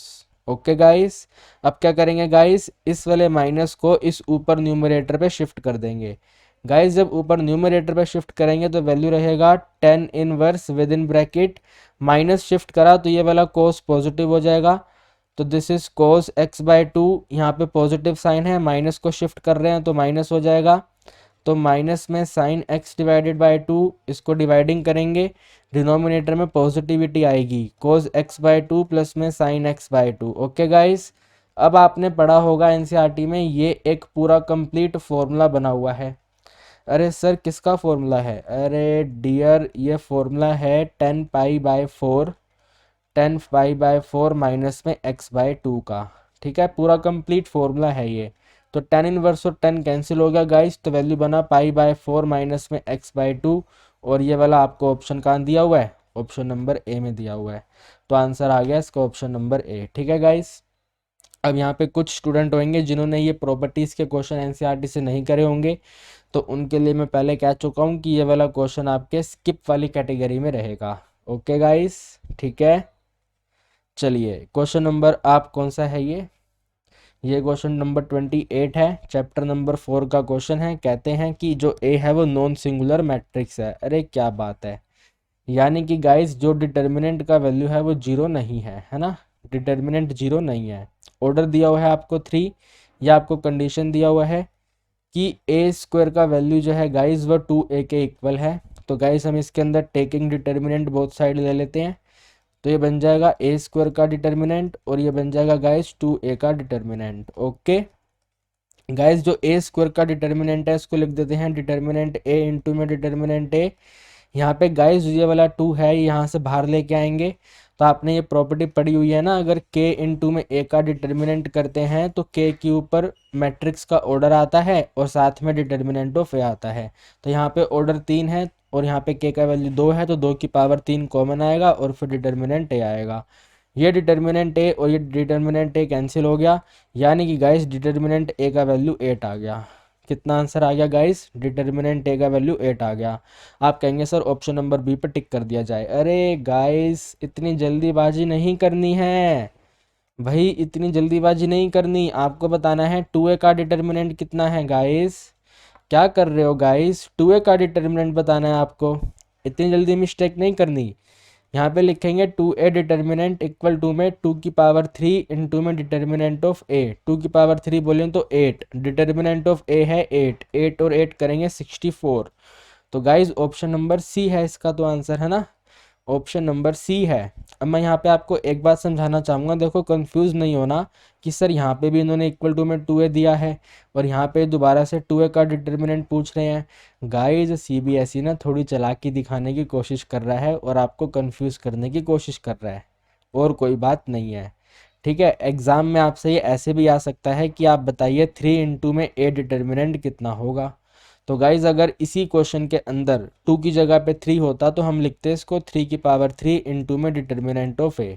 Determinant of A यहाँ पे 8 है, तो वैल्यू बन जाता 27 इंटू में 8। ठीक है, फिर हमारे ऑप्शन कुछ और होते, ये नहीं होते। ठीक है गाइज, तो बिल्कुल भी कंफ्यूज नहीं होंगे, ये वाली प्रॉपर्टी का हम ध्यान रखेंगे। Okay, very very good. Now this is question number 29 and 29 question आप देख पा रहे हैं। आपको बताना है कि इसमें b का वैल्यू क्या होना चाहिए जिससे कि ये फंक्शन डिक्रीजिंग वैल्यू जनरेट करे ऑन द रियल नंबर, है ना गाइस। सो गाइस बहुत सिंपल क्वेश्चन है। सबसे पहले तो हम डेरिवेटिव करेंगे इसका, है ना, इसका हम यहाँ पे डेरिवेटिव करेंगे। तो यहाँ पे लिखेंगे f dash x equal to x का डेरिवेटिव 1 होता है और कोस एक्स का डेरिवेटिव माइनस में साइन एक्स होता है। नाउ गाइस यहाँ पे जो b है ये एक कांस्टेंट है ना गाइस, ये b क्या है? एक कांस्टेंट है। गाइस अगर b हमारा एक कांस्टेंट है तो कांस्टेंट का डेरिवेटिव तो यहाँ पे 0 होगा नहीं होगा, बताओ आप। अरे भाई कांस्टेंट का डेरिवेटिव 0 होगा या नहीं होगा? आप कहेंगे सर डेफिनेटली होगा। तो गाइज अगर इसका डेरिवेटिव 0 है और अगर मैं यहाँ पे लिखूँगा कि एफ डैश एक्स का हमारा कंप्लीट वैल्यू है 1 माइनस में साइन एक्स, और अगर मैं इसको 0 से इक्वेट करके एक्स का वैल्यू फाइंड करूँगा गाइज, तो यहाँ पे तो b आ ही नहीं रहा। यहाँ पे मैं b का वैल्यू कैसे फाइंड करूँ गाइज, आप मुझे बताओ। जब यहाँ पे गाइज b का वैल्यू है ही नहीं तो यहाँ पे हम b का वैल्यू कैसे फाइंड करेंगे? तो इसका मतलब ये होगा गाइस कि इस वाले क्वेश्चन के अंदर b की वैल्यू होना मैटर नहीं करता, b की वैल्यू होना मैटर नहीं करता, और मैटर नहीं करता इसका मतलब यहाँ पे b का वैल्यू कोई भी नहीं है। ठीक है, यहाँ पे b का वैल्यू कोई भी नहीं है, there is no value of b, right guys. यहाँ पे b की वैल्यू होना या ना होना कोई मैटर नहीं करता, ये फंक्शन ऑटोमेटिक ही अगर डिक्रीजिंग है तो डिक्रीजिंग रहेगा, इंक्रीजिंग है तो इंक्रीजिंग रहेगा। बी के होने या ना होने से कोई भी फर्क नहीं पड़ने वाला। ओके गाइस, समझ पा रहे हैं? वेरी वेरी गुड, शाबाश। तो इसका आंसर आएगा no value of b exist. Now guys ये वाला क्वेश्चन नंबर 30 है और इस वाले को तो डेफिनेटली अटेम्प्ट करेंगे, ये वाला तो आपके एनसीईआरटी का एमसीक्यू है। तो क्वेश्चन कहता है जो हमने रिलेशन बनाया है वो सेट एन पे बनाया है, यानी कि नेचुरल नंबर पे बनाया है, और ये आपको कंडीशन दिया हुआ है a is equal to b minus 2। तो a इज इक्वल टू में b माइनस 2, और कहते हैं कि b का वैल्यू 6 से ग्रेटर है, b का वैल्यू 6 से ग्रेटर है, यानी कि b can be 7, b can be 8, b can be 9, ऐसा करके। ठीक है, तो गाइज आप चेक करो ये जो हमें ऑप्शन दे रखे हैं इनमें b का वैल्यू 6 से ग्रेटर कहाँ पे है। देखो गाइज यहाँ पे तो ये 4 है, छोटा है, यहाँ पे ये 8 है, यहाँ पे 7 है। ओके, तो गाइज हमें b का वैल्यू 7 और 8 लेना है, 9 हमें नहीं लेना। तो गाइज जरा आप b को 7 सब्सिट्यूट करो इधर, तो a विल बिकम 7 माइनस में 2, यानी कि a विल बिकम 5। तो गाइज अगर b का वैल्यू 7 है तो a का वैल्यू 5 होगा। एंड गाइज इसी तरह यहाँ पे आप ये 8 सब्सिट्यूट करो, तो value of A will be 8 minus में 2 यानी कि 6। ठीक है, ए का वैल्यू 6 है, बी का वैल्यू 8 है। तो गाइज अब आप चेक करो आपको कौन सा ऑप्शन दिया हुआ है। आपको चेक करना है ए और बी, आइदर आपका 5 और 7 होना चाहिए लिखा हुआ, और आपके पास 6 और 8 होना चाहिए लिखा हुआ। तो भाई 5 और 7 तो यहाँ पे है नहीं, ये गलत हो गया। ये 3 और 8 है, ये भी गलत हो गया। हमें 6 और 8 चाहिए, दिया हुआ है यहाँ पे 6 और 8, ये हमारा आंसर है। ऑप्शन सी आंसर है इसका। ठीक है गाइस, ओके, शाबाश। नाउ गाइस ये वाला क्वेश्चन आपके चैप्टर नंबर 5 के कंटिन्यूटी का क्वेश्चन है, एंड नंबर कौन सा है इसका, 31 है। ठीक है गाइस, 31 पे कंटिन्यूटी का क्वेश्चन है। तो क्वेश्चन कहता है ये जो आपको फंक्शन एफ एक्स दिया हुआ है, अगर आप x की वैल्यू को 0 लेते हो या 0 से ग्रेटर लेते हो तो वैल्यू -1 रहेगा, और अगर आप x का वैल्यू 0 से छोटा लेते हो तो वैल्यू ये रहेगा। तो इसको थोड़ा सोल्व कर लेते हैं। x divided by mode x दिया हुआ है गाइस। गाइस आपको मालूम है ना, जो मोड x का वैल्यू रहता है, आइदर ये पॉजिटिव x होता है और ये नेगेटिव x होता है। ये पॉजिटिव x तब होता है जब x का वैल्यू 0 से बड़ा होता है, और ये नेगेटिव x तब होता है जब ये 0 से छोटा होता है। तो क्वेश्चन क्या कह रहा है भाई, यहाँ पे जो ये वैल्यू है 0 से छोटी है, तो 0 से छोटी में मोड x की वैल्यू क्या रहेगी गाइस, -x रहेगी। यानी कि ये आएगा x अपॉन में माइनस ऑफ x, ये x और x cancel, total value will B -1। यानी कि गाइज अगर आप x को 0 से छोटा ले रहे हो तो भी -1 है, अगर आप x को 0 से बड़ा ले रहे हो तो भी -1 है, अगर आप गाइज x को 0 ले रहे हो तो भी -1 है। ये वाली लेफ्ट हैंड लिमिट है, ये वाली राइट हैंड लिमिट है, ये वाली फंक्शन की वैल्यू है, और तीनों की तीनों वैल्यू बराबर है। यानी कि गाइज ये वाला फंक्शन हर जगह पे कंटिन्यू फंक्शन है, राइट। ये वाला फंक्शन हर जगह पे कंटिन्यू फंक्शन है। ऑप्शन नंबर ए हमारा आंसर है ना गाइज, समझ पा रहे हो बात को। Now guys this is 32 question, and matrices chapter का क्वेश्चन तो को किसी भी कीमत पे हमें स्किप करना ही नहीं है, राइट गाइस। चाहे कुछ भी हो जाए, मैट्रिसेस चैप्टर का क्वेश्चन तो हमें स्किप करना ही नहीं है। तो क्वेश्चन कह रहा है के ए और बी का वैल्यू बताओ। ठीक है गाइस, के ए और बी का वैल्यू बताओ, और यहाँ पे दिया हुआ है ये ए मैट्रिक्स है, और अगर के मल्टीप्लाई करेंगे ए पे तो वैल्यू ये हो जाएगा। तो गाइस सिंपल, आप के को पहले यहाँ मल्टीप्लाई कर दो। तो के को 0 से करेंगे 0, के को 2 से करेंगे 2k, के को 3 से करेंगे 3k, के को -4 से करेंगे -4k। ठीक है गाइस, इस वाले को आपको इक्वेट करना है जो के ए दिया हुआ है, के ए आपको ये दिया हुआ। तो 0, यहाँ पे 3a, यहाँ पे 2b, और यहाँ पे 24। ओके गाइस, देखो सबसे पहले आप इन लास्ट वाले एलिमेंट को कंपेयर कर लो, तो आपके पास वैल्यू आएगा माइनस में 4k इक्वल टू 24, यानी कि k इक्वल टू में -6। ठीक है गाइस, k का वैल्यू -6 आ गया। फिर गाइस आप इस 2k को 3a से कंपेयर कर लो, तो 2k का वैल्यू जो है वो गाइस 3a है, k का वैल्यू -6 यहाँ पे पुट कर लो, यानी कि -12 का वैल्यू 3a है। 3 के टेबल पे 12 को कैंसिल कर दो 4, यानी कि a का वैल्यू -4 है। कितना सिंपल है गाइस ये वाला। इसी तरह गाइस ये वाला जो 3k है इस 2b से कंपेयर कर लो, तो 3 मल्टीप्लाई k का वैल्यू 2 इंटू में b हो जाएगा, k का वैल्यू -6 है, -6 को 3 से मल्टीप्लाई करेंगे -18, तो -18 इक्वल टू 2b, 2 पे 18 कैंसिल करेंगे 9, यानी कि b की वैल्यू आ गई है -9। तो ज़रा चेक करो गाइस, -6, -4 और -9 कहाँ पे है, ये तीनों वैल्यू कहाँ पे हैं, चेक करो। वेरी वेरी गुड गाइस, शाबाश, ऑप्शन नंबर बी में है, तो ये हमारा आंसर हो गया। Okay, now guys this is 33 question, and I will suggest you guys LPP का जो ये वाला क्वेश्चन है, ये वाला क्वेश्चन गाइस आपको कंप्लीट सॉल्व करना पड़ेगा। ठीक है ना, ये वाला क्वेश्चन आपको गाइस कंप्लीट सॉल्व करना पड़ेगा। और गाइस कंप्लीट सॉल्व करने का मतलब है आपको पूरा प्रॉपर ग्राफ बनाना पड़ेगा। ग्राफ बनाने के बाद ग्राफ पे आपको पॉइंट्स डिटरमाइन करने पड़ेंगे कि कॉर्नर पॉइंट कौन कौन से हैं। फिर कॉर्नर पॉइंट्स को आप यहाँ पे सब्स्टिट्यूट करोगे, तब जा कर के पता चलेगा कि गाइज इसके जो फिजिबल सॉल्यूशन में जो जेड मिनिमम वैल्यू जनरेट कर रहा है वो 1 पॉइंट पे कर रहा है, एक से इनफाइनाइट पॉइंट पे कर रहा है, 9 पॉइंट पे कर रहा है, या 2 पॉइंट पे कर रहा है। तो गाइस जो क्वेश्चन नंबर 33 है, ये वाला क्वेश्चन भी आप स्किप वाली कैटेगरी में रखोगे, क्योंकि गाइस जो कंप्लीट क्वेश्चन होता है जहाँ पे हमें कंप्लीट ग्राफ बनाना होता है, वो वाला क्वेश्चन गाइस हमारे एग्जाम में 4 से 6 मार्क्स में आता है। कितने मार्क्स में आता है गाइस? 4 से 6 मार्क्स में आता है। तो ये वाला क्वेश्चन भी 4 से 6 मार्क्स का क्वेश्चन है। अब वही क्वेश्चन आता है कि सीबीएसई ने ऐसा क्यों करा हुआ है।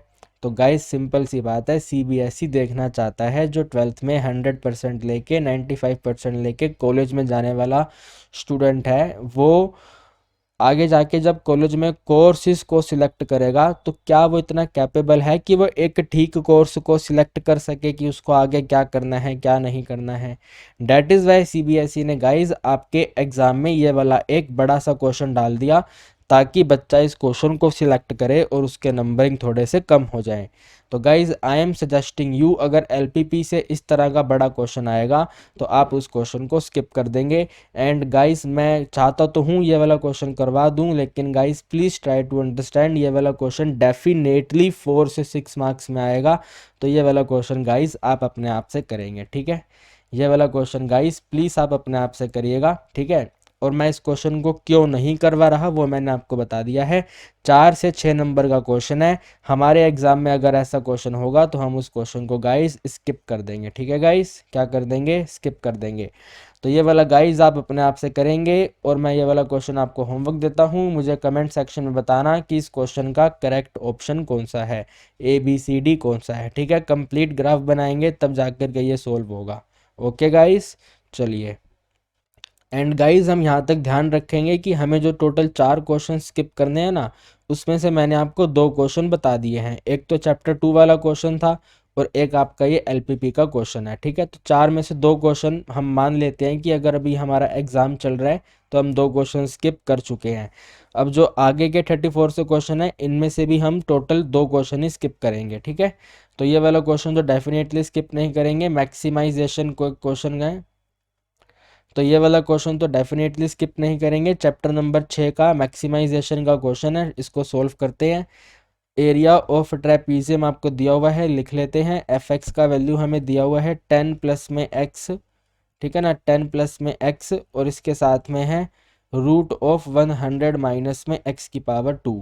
गाइस बहुत ही आसान क्वेश्चन है। प्रोडक्ट रूल का डेरिवेटिव, मतलब प्रोडक्ट रूल लगा करके डेरिवेटिव करेंगे। सो एफ डैश एक्स का वैल्यू हो जाएगा 10 प्लस एक्स का डेरिवेटिव 1 के साथ में रूट ऑफ 100 माइनस में एक्स स्क्वायर सेम रहेगा। देन एडिशन साइन, 10 प्लस में एक्स सेम रहेगा। रूट का डेरिवेटिव 1 अपॉन में 2 रूट होता है, तो 1 अपॉन में 2 रूट, और रूट में जो ये वाला फंक्शन दिया हुआ है इसको नोट करेंगे। तो 100 माइनस में एक्स की पावर 2, और फिर फंक्शन का डेरिवेटिव करेंगे तो 100 का 0 और एक्स स्क्वायर का डेरिवेटिव 2x। ठीक है गाइस, एक बार आप चेक करो ये डेरिवेटिव आपको यहाँ तक समझ आता है। वेरी वेरी गुड, शाबाश। तो गाइज अगर आप आगे इसको फॉरवर्ड करेंगे, आगे कंटिन्यू करेंगे सॉल्व करना, तो ये 0 तो यहाँ पे नोट करने की नीड नहीं है, -2x आएगा, ठीक है। और जो ऊपर वाला 2 था नीचे वाले 2 को कैंसिल कर देगा, और जो माइनस था गाइस वो वाले इसको यहाँ से हटा करके माइनस कर देगा। बाकी सब चीज़ें 2 और 2 तो कैंसिल हो गई हैं।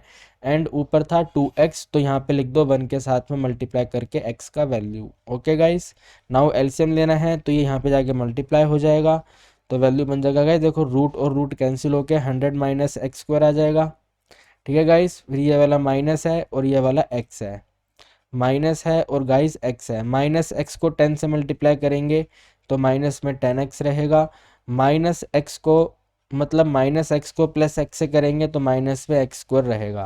अरे गाइस बातों को समझ रहे हैं ना, फास्ट तो नहीं हो रहा। इतना फास्ट तो गाइस आपको अपने एग्जाम में होना पड़ेगा, अगर नहीं होगे तो दिक्कत हो जाएगी, आप टाइम पे पेपर कंप्लीट नहीं कर पाओगे, ठीक है। मैंने यहाँ से इसको यहाँ मल्टीप्लाई करा तो रूट कैंसिल हो गया, माइनस एक्स को 10 पे मल्टीप्लाई करा -10x हो गया, माइनस एक्स को प्लस एक्स से मल्टीप्लाई करा माइनस एक्स स्क्वायर हो गया, और इसके डिनोमिनेटर में रूट आएगा 100 माइनस में x की पावर 2। ओके गाइस, ठीक है।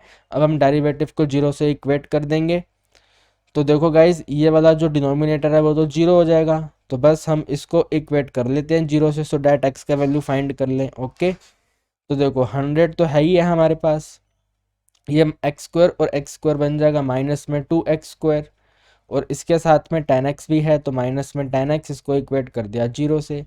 इन सभी को गाइज हम डिवाइड कर देते हैं 2 के टेबल पे, ठीक है। 2 के टेबल पे डिवाइड करा तो यहाँ पे 50 आ जाएगा, यहाँ पे माइनस एक्स स्क्वायर आएगा, यहाँ पे 5x आएगा, टोटल वैल्यू 0 रहेगी। ये वाला जो एक्स स्क्वायर है आगे रहेगा, तो माइनस एक्स स्क्वायर माइनस में 5x प्लस में 50 इक्वल टू 0। गाइस इस क्वाड्रेटिक इक्वेशन को सोल्व करने के लिए x का स्क्वायर हमें पॉजिटिव करना पड़ेगा, तो इस पूरी इक्वेशन का गाइस हम साइन चेंज कर देंगे। तो it is x square plus में 5x माइनस में 50 इक्वल टू में 0।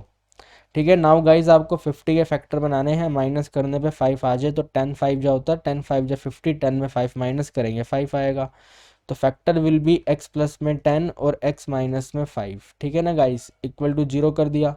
इसको 0 करेंगे तो -10 आंसर आएगा, इसको 0 करेंगे तो 5 आंसर आएगा।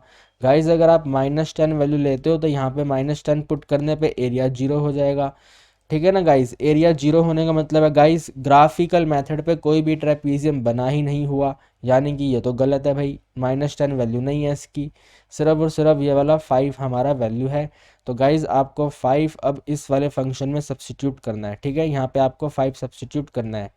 तो सबसे पहले 10 प्लस एक्स है, 10 प्लस 5 करेंगे तो वैल्यू 15 हो जाएगा। ठीक है, थोड़ा फास्ट सॉल्व करना है गाइज, मस्ती नहीं करनी है एग्जाम में बैठ के।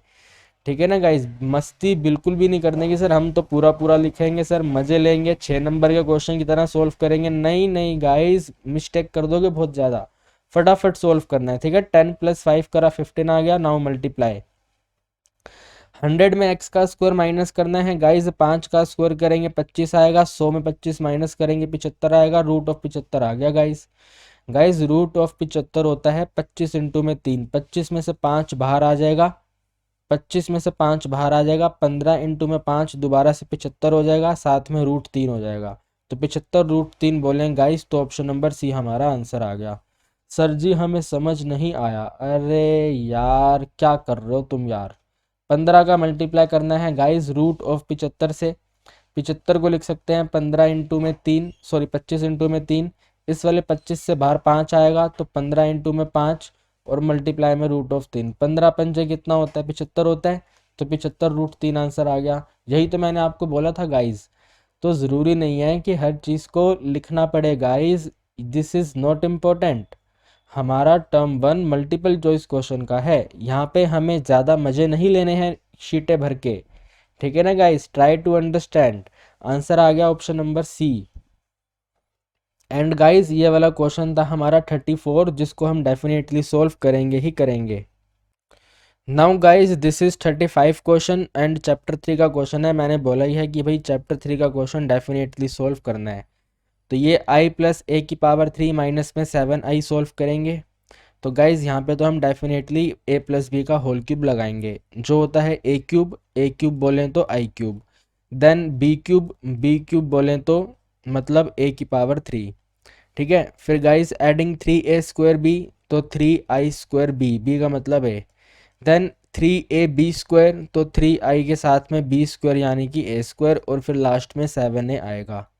क्वेश्चन कह रहा है गाइस जहाँ पे a स्क्वायर है ना उसको आप a लिख सकते हो, तो गाइस इस वाले को यहाँ से हटा करके हम a लिख देते हैं, यहाँ पे आ जाएगा प्लस में 3ia, एंड गाइस जो ia होता है ये a होता है, तो यहाँ पे आ जाएगा सिंपल ये 3a, लास्ट में 7a सेम रहेगा और यहाँ पे भी 7a सेम रहेगा। यहाँ पे गाइस जो i की पावर 2 है वो i होता है, तो यहाँ पे आ जाएगा 3ia। जैसे गाइस i a होता है उसी तरह i a भी हमारा क्या होता है a होता है, तो यहाँ पे ये सिंपल 3a आ जाएगा। ठीक है गाइस, अब यहाँ पे i की पावर 3i रहेगा, यहाँ पे i की पावर 3i रहेगा। a की पावर 3 को सॉल्व करना है गाइस, तो इसको a स्क्वायर इंटू a कर लो। क्वेश्चन कह रहा है जो a स्क्वायर है गाइस वो a है, तो ये वाला a स्क्वायर दोबारा a हो जाएगा, यहाँ पे ऊपर से ये वाला a कॉपी हो जाएगा, बीच में एडिंग साइन, a को a से मल्टीप्लाई करेंगे a स्क्वायर हो जाएगा, i सेम रहेगा, एडिंग इन सभी को गाइज आप ऐड कर लो, 3 + 3 6 और 6 में 7 माइनस करेंगे तो -a। Guys a square value question कह रहा है कि वो a है, यानी कि i में आप एडिंग कर लो a माइनस कर लो a, ये a कैंसिल हो गया, यानी कि आंसर आ गया i बोलें तो option number D. Now guys ये वाला डेफिनेटली क्वेश्चन हम अटेम्प्ट करेंगे, चैप्टर 2 का क्वेश्चन है, नंबर कौन सा है इसका 36 क्वेश्चन, तो गाइज डेफिनेटली हमें करना ही करना है, ये प्रिंसिपल वैल्यू और रेंज का क्वेश्चन है ना। तो tan inverse x equal to में y है, यानी कि आपको गाइज इसमें y का वैल्यू बताना है, तो आपको tan इनवर्स का बेसिकली रेंज बताना है। तो tan इनवर्स x का वैल्यू -π/2 से π/2 होता है ओपन इंटरवल, यानी कि ऑप्शन नंबर सी बनेगा इसका गाइज। सर इसमें ओपन इंटरवल तो है नहीं। अरे गाइज ओपन इंटरवल नहीं होने का मतलब क्या है कि आपको -90 डिग्री और 90 डिग्री को इंक्लूड नहीं करना। तो जब ओपन इंटरवल नहीं है तभी तो इसके अंदर इक्वालिटी वाले सिंबल नहीं है, सिर्फ ऐसे वाले सिंबल है, लेसर देन। तो ऑप्शन नंबर सी हमारा आंसर हो गया इसका, ठीक है। नाउ गाइज ये वाला क्वेश्चन है हमारा 37 क्वेश्चन, ठीक है ना। 37 क्वेश्चन है, ये आपको एक सेट दिया हुआ है, ये आपको बी सेट दिया हुआ है और ये आपको फंक्शन दिया हुआ है।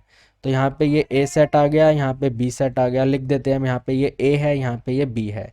ए का वैल्यू है हमारे पास 1 2 3, बी का वैल्यू है 4 5 6 और 7, ठीक है। सबसे पहले 1 की इमेज 4 है तो 1 की इमेज 4 आ गई, 2 की इमेज 5 है तो 2 की इमेज 5 आ गई, 3 की इमेज 6 है तो 3 की इमेज 6 आ गई। गाइज 1 2 3 की तीनों की ही यूनिक और 1 इमेज है, यानी कि ये वाला 1 1 फंक्शन तो है, ठीक है ना। ये 1 1 फंक्शन है, लेकिन गाइज इस वाले फंक्शन का जो कोडोमेन है वो रेंज के इक्वल नहीं है। इसका गाइस जो कोडोमेन है वो रेंज के इक्वल नहीं है। सर जी ऐसा क्यों? अरे ये 7 है ना यहाँ पे, इस वाले 7 का कोई भी प्री इमेज नहीं है यहाँ पे, इसलिए ये रेंज जो है कोडोमेन के बराबर नहीं है, यानी कि ये नॉट ऑन टू है। This is not onto function. अब इन्होंने यहाँ पे देखो सीबीएसई होशियारी मार रही है, यहाँ पे 1 1 ऑन टू ना लिख करके ये सब चीज़ें लिख के दे रखी हैं। तो गाइज 1 1 का मतलब होता है इंजेक्टिव फंक्शन, ठीक है। इनजेक्टिव फंक्शन। ऑन टू का मतलब होता है गाइस सरजेक्टिव फंक्शन। क्या होता है? सरजेक्टिव फंक्शन। और इन दोनों को एडिंग कर देंगे, यानी कि जो 1 1 ऑन टू दोनों होगा उसको बोलेंगे बाइजेक्टिव फंक्शन, ठीक है गाइस। उसको क्या बोलेंगे? बाइजेक्टिव फंक्शन बोलेंगे। तो ये वाला इंजेक्टिव है, सरजेक्टिव नहीं है, ठीक है, इंजेक्टिव है। तो ऑप्शन नंबर बी हमारा आंसर आ गया guys. Okay, option number B हमारा आंसर आ गया इसका। Now guys this is 38 question and guys आपको मालूम है ना कि हमने पहले 2 क्वेश्चन स्किप करे थे। तो गाइस आप चाहें तो 38, इसके बाद देखो 39 ये और फिर 40 ये, ठीक है। 40 ये है, इसके बाद एक ये है और एक ये है। तो इन 3 क्वेश्चन में से गाइस हमें बस अब एक ही क्वेश्चन अटेम्प्ट करना है, अगर हम रियल एग्जाम सिनेरियो में बैठे हैं तो। अभी तो मैं आपको तीनों करवाऊंगा और आप देख सकते हैं तीनों आसान हैं, ठीक है ना। ये तीनों के तीनों क्वेश्चन आसान है, कोई दिक्कत वाली परेशानी नहीं है। तो 38 क्वेश्चन सोल्व करेंगे। क्वेश्चन कह रहा है कि 14 ए इनवर्स बताओ क्या है। गाइस ए इनवर्स बताने के लिए पहले डिटर्मिनेंट आप डिटरमाइन करो।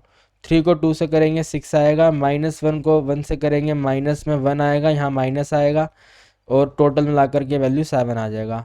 भाई डिटर्मिनेंट 0 नहीं है, यानी कि इसका इन्वर्स एग्जिस्ट कर रहा है। देन हम यहाँ पे एडजॉइंट ऑफ ए फाइंड करेंगे। एनसीईआरटी कहता है 2 क्रॉस 2 के अंदर आप प्रिंसिपल डायगोनल को चेंज कर लो। तो यहाँ पे 2 और यहाँ पे 3 एंड जो नॉन प्रिंसिपल वैल्यू हैं उनके साइन चेंज कर लो, तो -1 और 1, ये आपका वैल्यू आ गया, एडजॉइंट ए आ गया। देन यहाँ पे ए इनवर्स लिख लो, तो A inverse will be 1 by determinant A into में एडजॉइंट ऑफ ए, ठीक है। क्वेश्चन कह रहा है कि 14 ए इनवर्स बताओ, तो 14 ए इनवर्स इक्वल टू में 14 इंटू में 1 बाय डिटर्मिनेंट की वैल्यू 7 है और एडजॉइंट का वैल्यू 2 -1 1 और 3 है। 7 के टेबल में 14 को कट करा, 2 आ गया, 2 को 2 से करेंगे 4, 2 को -1 से करेंगे -2, 2 को 1 से करेंगे 2 और 2 को 3 से करेंगे तो 6। जरा चेक करो गाइज ये ऑप्शन कहाँ पे है, जल्दी फटाफट चेक करो। शाबाश, ऑप्शन बी हमारा आंसर आ गया। तो अगर हम अपने रियल एग्ज़ाम की बात करें तो हमने सारे क्वेश्चन कर लिए हैं, 16 क्वेश्चन अटैम्प्ट कर लिए हैं। ये 39 और 40 क्वेश्चन हम स्किप कर देंगे, ठीक है। ये वाला 39 क्वेश्चन और ये वाला 40 क्वेश्चन हम अपने एग्ज़ाम में स्किप कर देंगे, है ना। तो देखा गाइज, मैंने बोला था ना आपको, सीबीएसई मस्ती कर रही है हमारे साथ। सीबीएसई ने जानबूझ करके हमारे लिए 2 क्वेश्चन ऐसे डाले हैं और वो भी स्टार्टिंग में डाले हैं ताकि बच्चा कंफ्यूज हो जाए। सीबीएसई चाहती है कि हम नंबर 100% नंबर, 95%, 96% नंबर सिर्फ उसी बच्चे को दें जो उन नंबर के लायक है, ठीक है। जो बच्चा मस्ती करता है उसके लिए सीबीएसई ने सोचा हुआ है कि हम उनको कंफ्यूज करेंगे ही करेंगे। तो डैट इज़ वाई पहले के जो 2 क्वेश्चन थे, एक चैप्टर 2 का और एक एलपीपी का, तो प्लीज़ आप अपने एग्जाम में ध्यान रखिएगा कि मिस्टेक आपको नहीं करनी है, ठीक है। क्वेश्चन का सिलेक्शन सबसे ज़्यादा इम्पोर्टेंट है। ओके गाइस, चलिए 39 क्वेश्चन देखिए। अब आप क्वेश्चन कह रहा है कि पॉइंट बताओ जो इस कर्व के ऊपर एग्जिस्ट करते हैं, और ऐसे पॉइंट होने चाहिए जिन पॉइंट पर ये जो स्ट्रेट लाइन है ये टेंजेंट हो जाए। कितना सिंपल क्वेश्चन है गाइस, कितना लड्डू क्वेश्चन है ये। इसका डेरिवेटिव कर दो, स्लोप ऑफ टेंजेंट फाइंड कर लो। सो डी वाई अपॉन में डी एक्स करेंगे गाइस, तो value will B 2x² minus में 11। 5 को काटा मार देंगे, 5 का डेरिवेटिव नहीं करेंगे। नाउ गाइस ये वाली जो लाइन है ये टेंजेंट है। सर हम नहीं समझ पा रहे, अरे लिखा हुआ है ना भाई, एट विच टेंजेंट, ठीक है, ये वाली स्ट्रेट लाइन टेंजेंट है, तो इसका भी डेरिवेटिव कर दो ताकि आपके पास स्लोप आ जाए। D y by d x equal to में 1, और 11 को देखेंगे भी नहीं तो 1 1 मतलब कि 1 हमारा स्लोप ऑफ टेंजेंट है। यहाँ पे लिख देंगे 1, ये 11 यहाँ पे आके पॉजिटिव, और इक्वल टू में 2x²। 11 में 1 जोड़ेंगे 12, तो 12 इक्वल टू में 2x²। 2 पे 12 को काटेंगे 6 आएगा।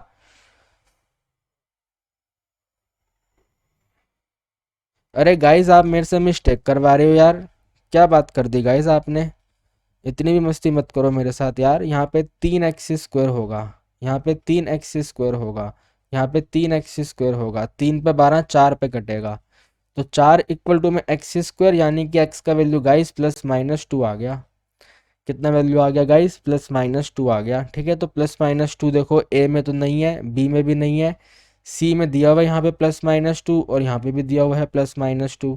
तो गाइज यहाँ पे आप लिख दो भाई x की वैल्यू आइदर +2 है और x की वैल्यू -2 है। इन दोनों वैल्यू को अपने कर्व में सब्स्टिट्यूट कर दो। सर हम कर्व में क्यों सब्स्टिट्यूट करें, यहाँ पे सब्स्टिट्यूट नहीं कर सकते? अरे नहीं यार, जो पॉइंट पूछे हैं वो कर्व के ऊपर पूछे हुए हैं, तो कर्व में पुट करेंगे। तो कर्व की इक्वेशन है x³ माइनस में 11x और प्लस में 5, ठीक है। इसके अंदर ये पॉइंट पुट करने हैं। तो 2³ करेंगे तो 8 हो जाएगा, 11 को 2 से मल्टीप्लाई करेंगे 22 हो जाएगा, एडिंग 5 कर देंगे, 8 + 5 करेंगे 13 आ जाएगा, और 13 को अगर हम ये -22 करेंगे गाइस तो कितना आएगा बताओ जरा, -9 आ जाएगा, ठीक है ना गाइस, -9 आ जाएगा। -2 पुट कर दो तो -8 हो जाएगा, देन यहाँ पे प्लस में 22 हो जाएगा और +5 हो जाएगा। 22 में अगर हम गाइस, या 22 में छोड़ो, 8 और 5 माइनस कर लो, -3 आ गया, -3 करोगे -19 आ गया।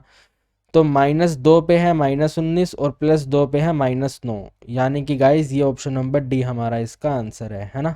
ये वाला हमारा आंसर आ गया। ओके गाइस, चलिए 40 कर लेते हैं, एक बार देख लेते हैं 40 क्या कह रहा है। कह रहा है 40 की a² का वैल्यू 3i है, तो बताइए इनमें से कौन सा ऑप्शन एकदम करेक्ट है। तो गाइस a² फाइंड करो, पहले a को a से मल्टीप्लाई करो और इक्वेट कर दो 3i से। गाइस 3i का मतलब है 3003, और यहाँ पे a को a से मल्टीप्लाई कर लो, ठीक है, यानी कि alpha beta gamma minus alpha, alpha beta gamma minus alpha. Sir आप ये कैसे लिख रहे हो सर, आप पेपर में ऐसे करेंगे क्या? अरे 100% आप ऐसे लिख सकते हो भाई, पेपर में लिखने के नंबर नहीं हैं, पेपर में लिखने के नंबर नहीं हैं, इस बात को अपने मत्थे में सेट कर लो। मल्टीप्लाई करो जल्दी से, अल्फ़ा को अल्फ़ा से मल्टीप्लाई करेंगे तो अल्फ़ा² आएगा, ठीक है। बीटा को गामा से मल्टीप्लाई करेंगे तो बीटा गामा आएगा। बस मैं कहता हूँ इन्हीं का मल्टीप्लिकेशन बहुत है, यहाँ पे एडिंग कर लो। ये वाला पहला एलिमेंट है, यहाँ पे पहला एलिमेंट 3 है, तो गाइज अल्फ़ा² प्लस में बीटा गामा का वैल्यू 3 है। जरा चेक करो ये किस ऑप्शन से मैच होता है। सर जी ये तो मैच ही नहीं हो रहा। अरे ट्राई तो करो यार, मस्ती कर रहे हो मेरे साथ। देखो ऑप्शन सी से मैच हो रहा है, इसको यहाँ से यहाँ फेंक दो, तो 3 माइनस में अल्फ़ा², ठीक है, इसको भी यहाँ फेंक दो तो माइनस में बीटा गामा, और टोटल वैल्यू इक्वल टू 0। तो ऑप्शन नंबर सी से मैच हो गया ये, तो ऑप्शन सी हमारा आंसर आ गया, ठीक है गाइस। तो सेक्शन बी में हमने देखा कि हमारे 2 क्वेश्चन आलतू फालतू क्वेश्चन थे, जिन क्वेश्चन को हमें डेफिनेटली स्किप करना ही था। बाकी के रिमेनिंग जो क्वेश्चन बचे उनमें से भी आपको कोई भी 2 क्वेश्चन स्किप करने हैं। मैंने आपको पूरे 40 करवा दिए हैं, रियलिटी में 40 नहीं करवाए, मैंने आपको एक क्वेश्चन नहीं करवाया, वो आपके लिए होमवर्क है, ठीक है गाइस। तो यहाँ तक तो एकदम सही है सैम्पल पेपर, यहाँ तक तो कोई दिक्कत तकलीफ नहीं है गाइस।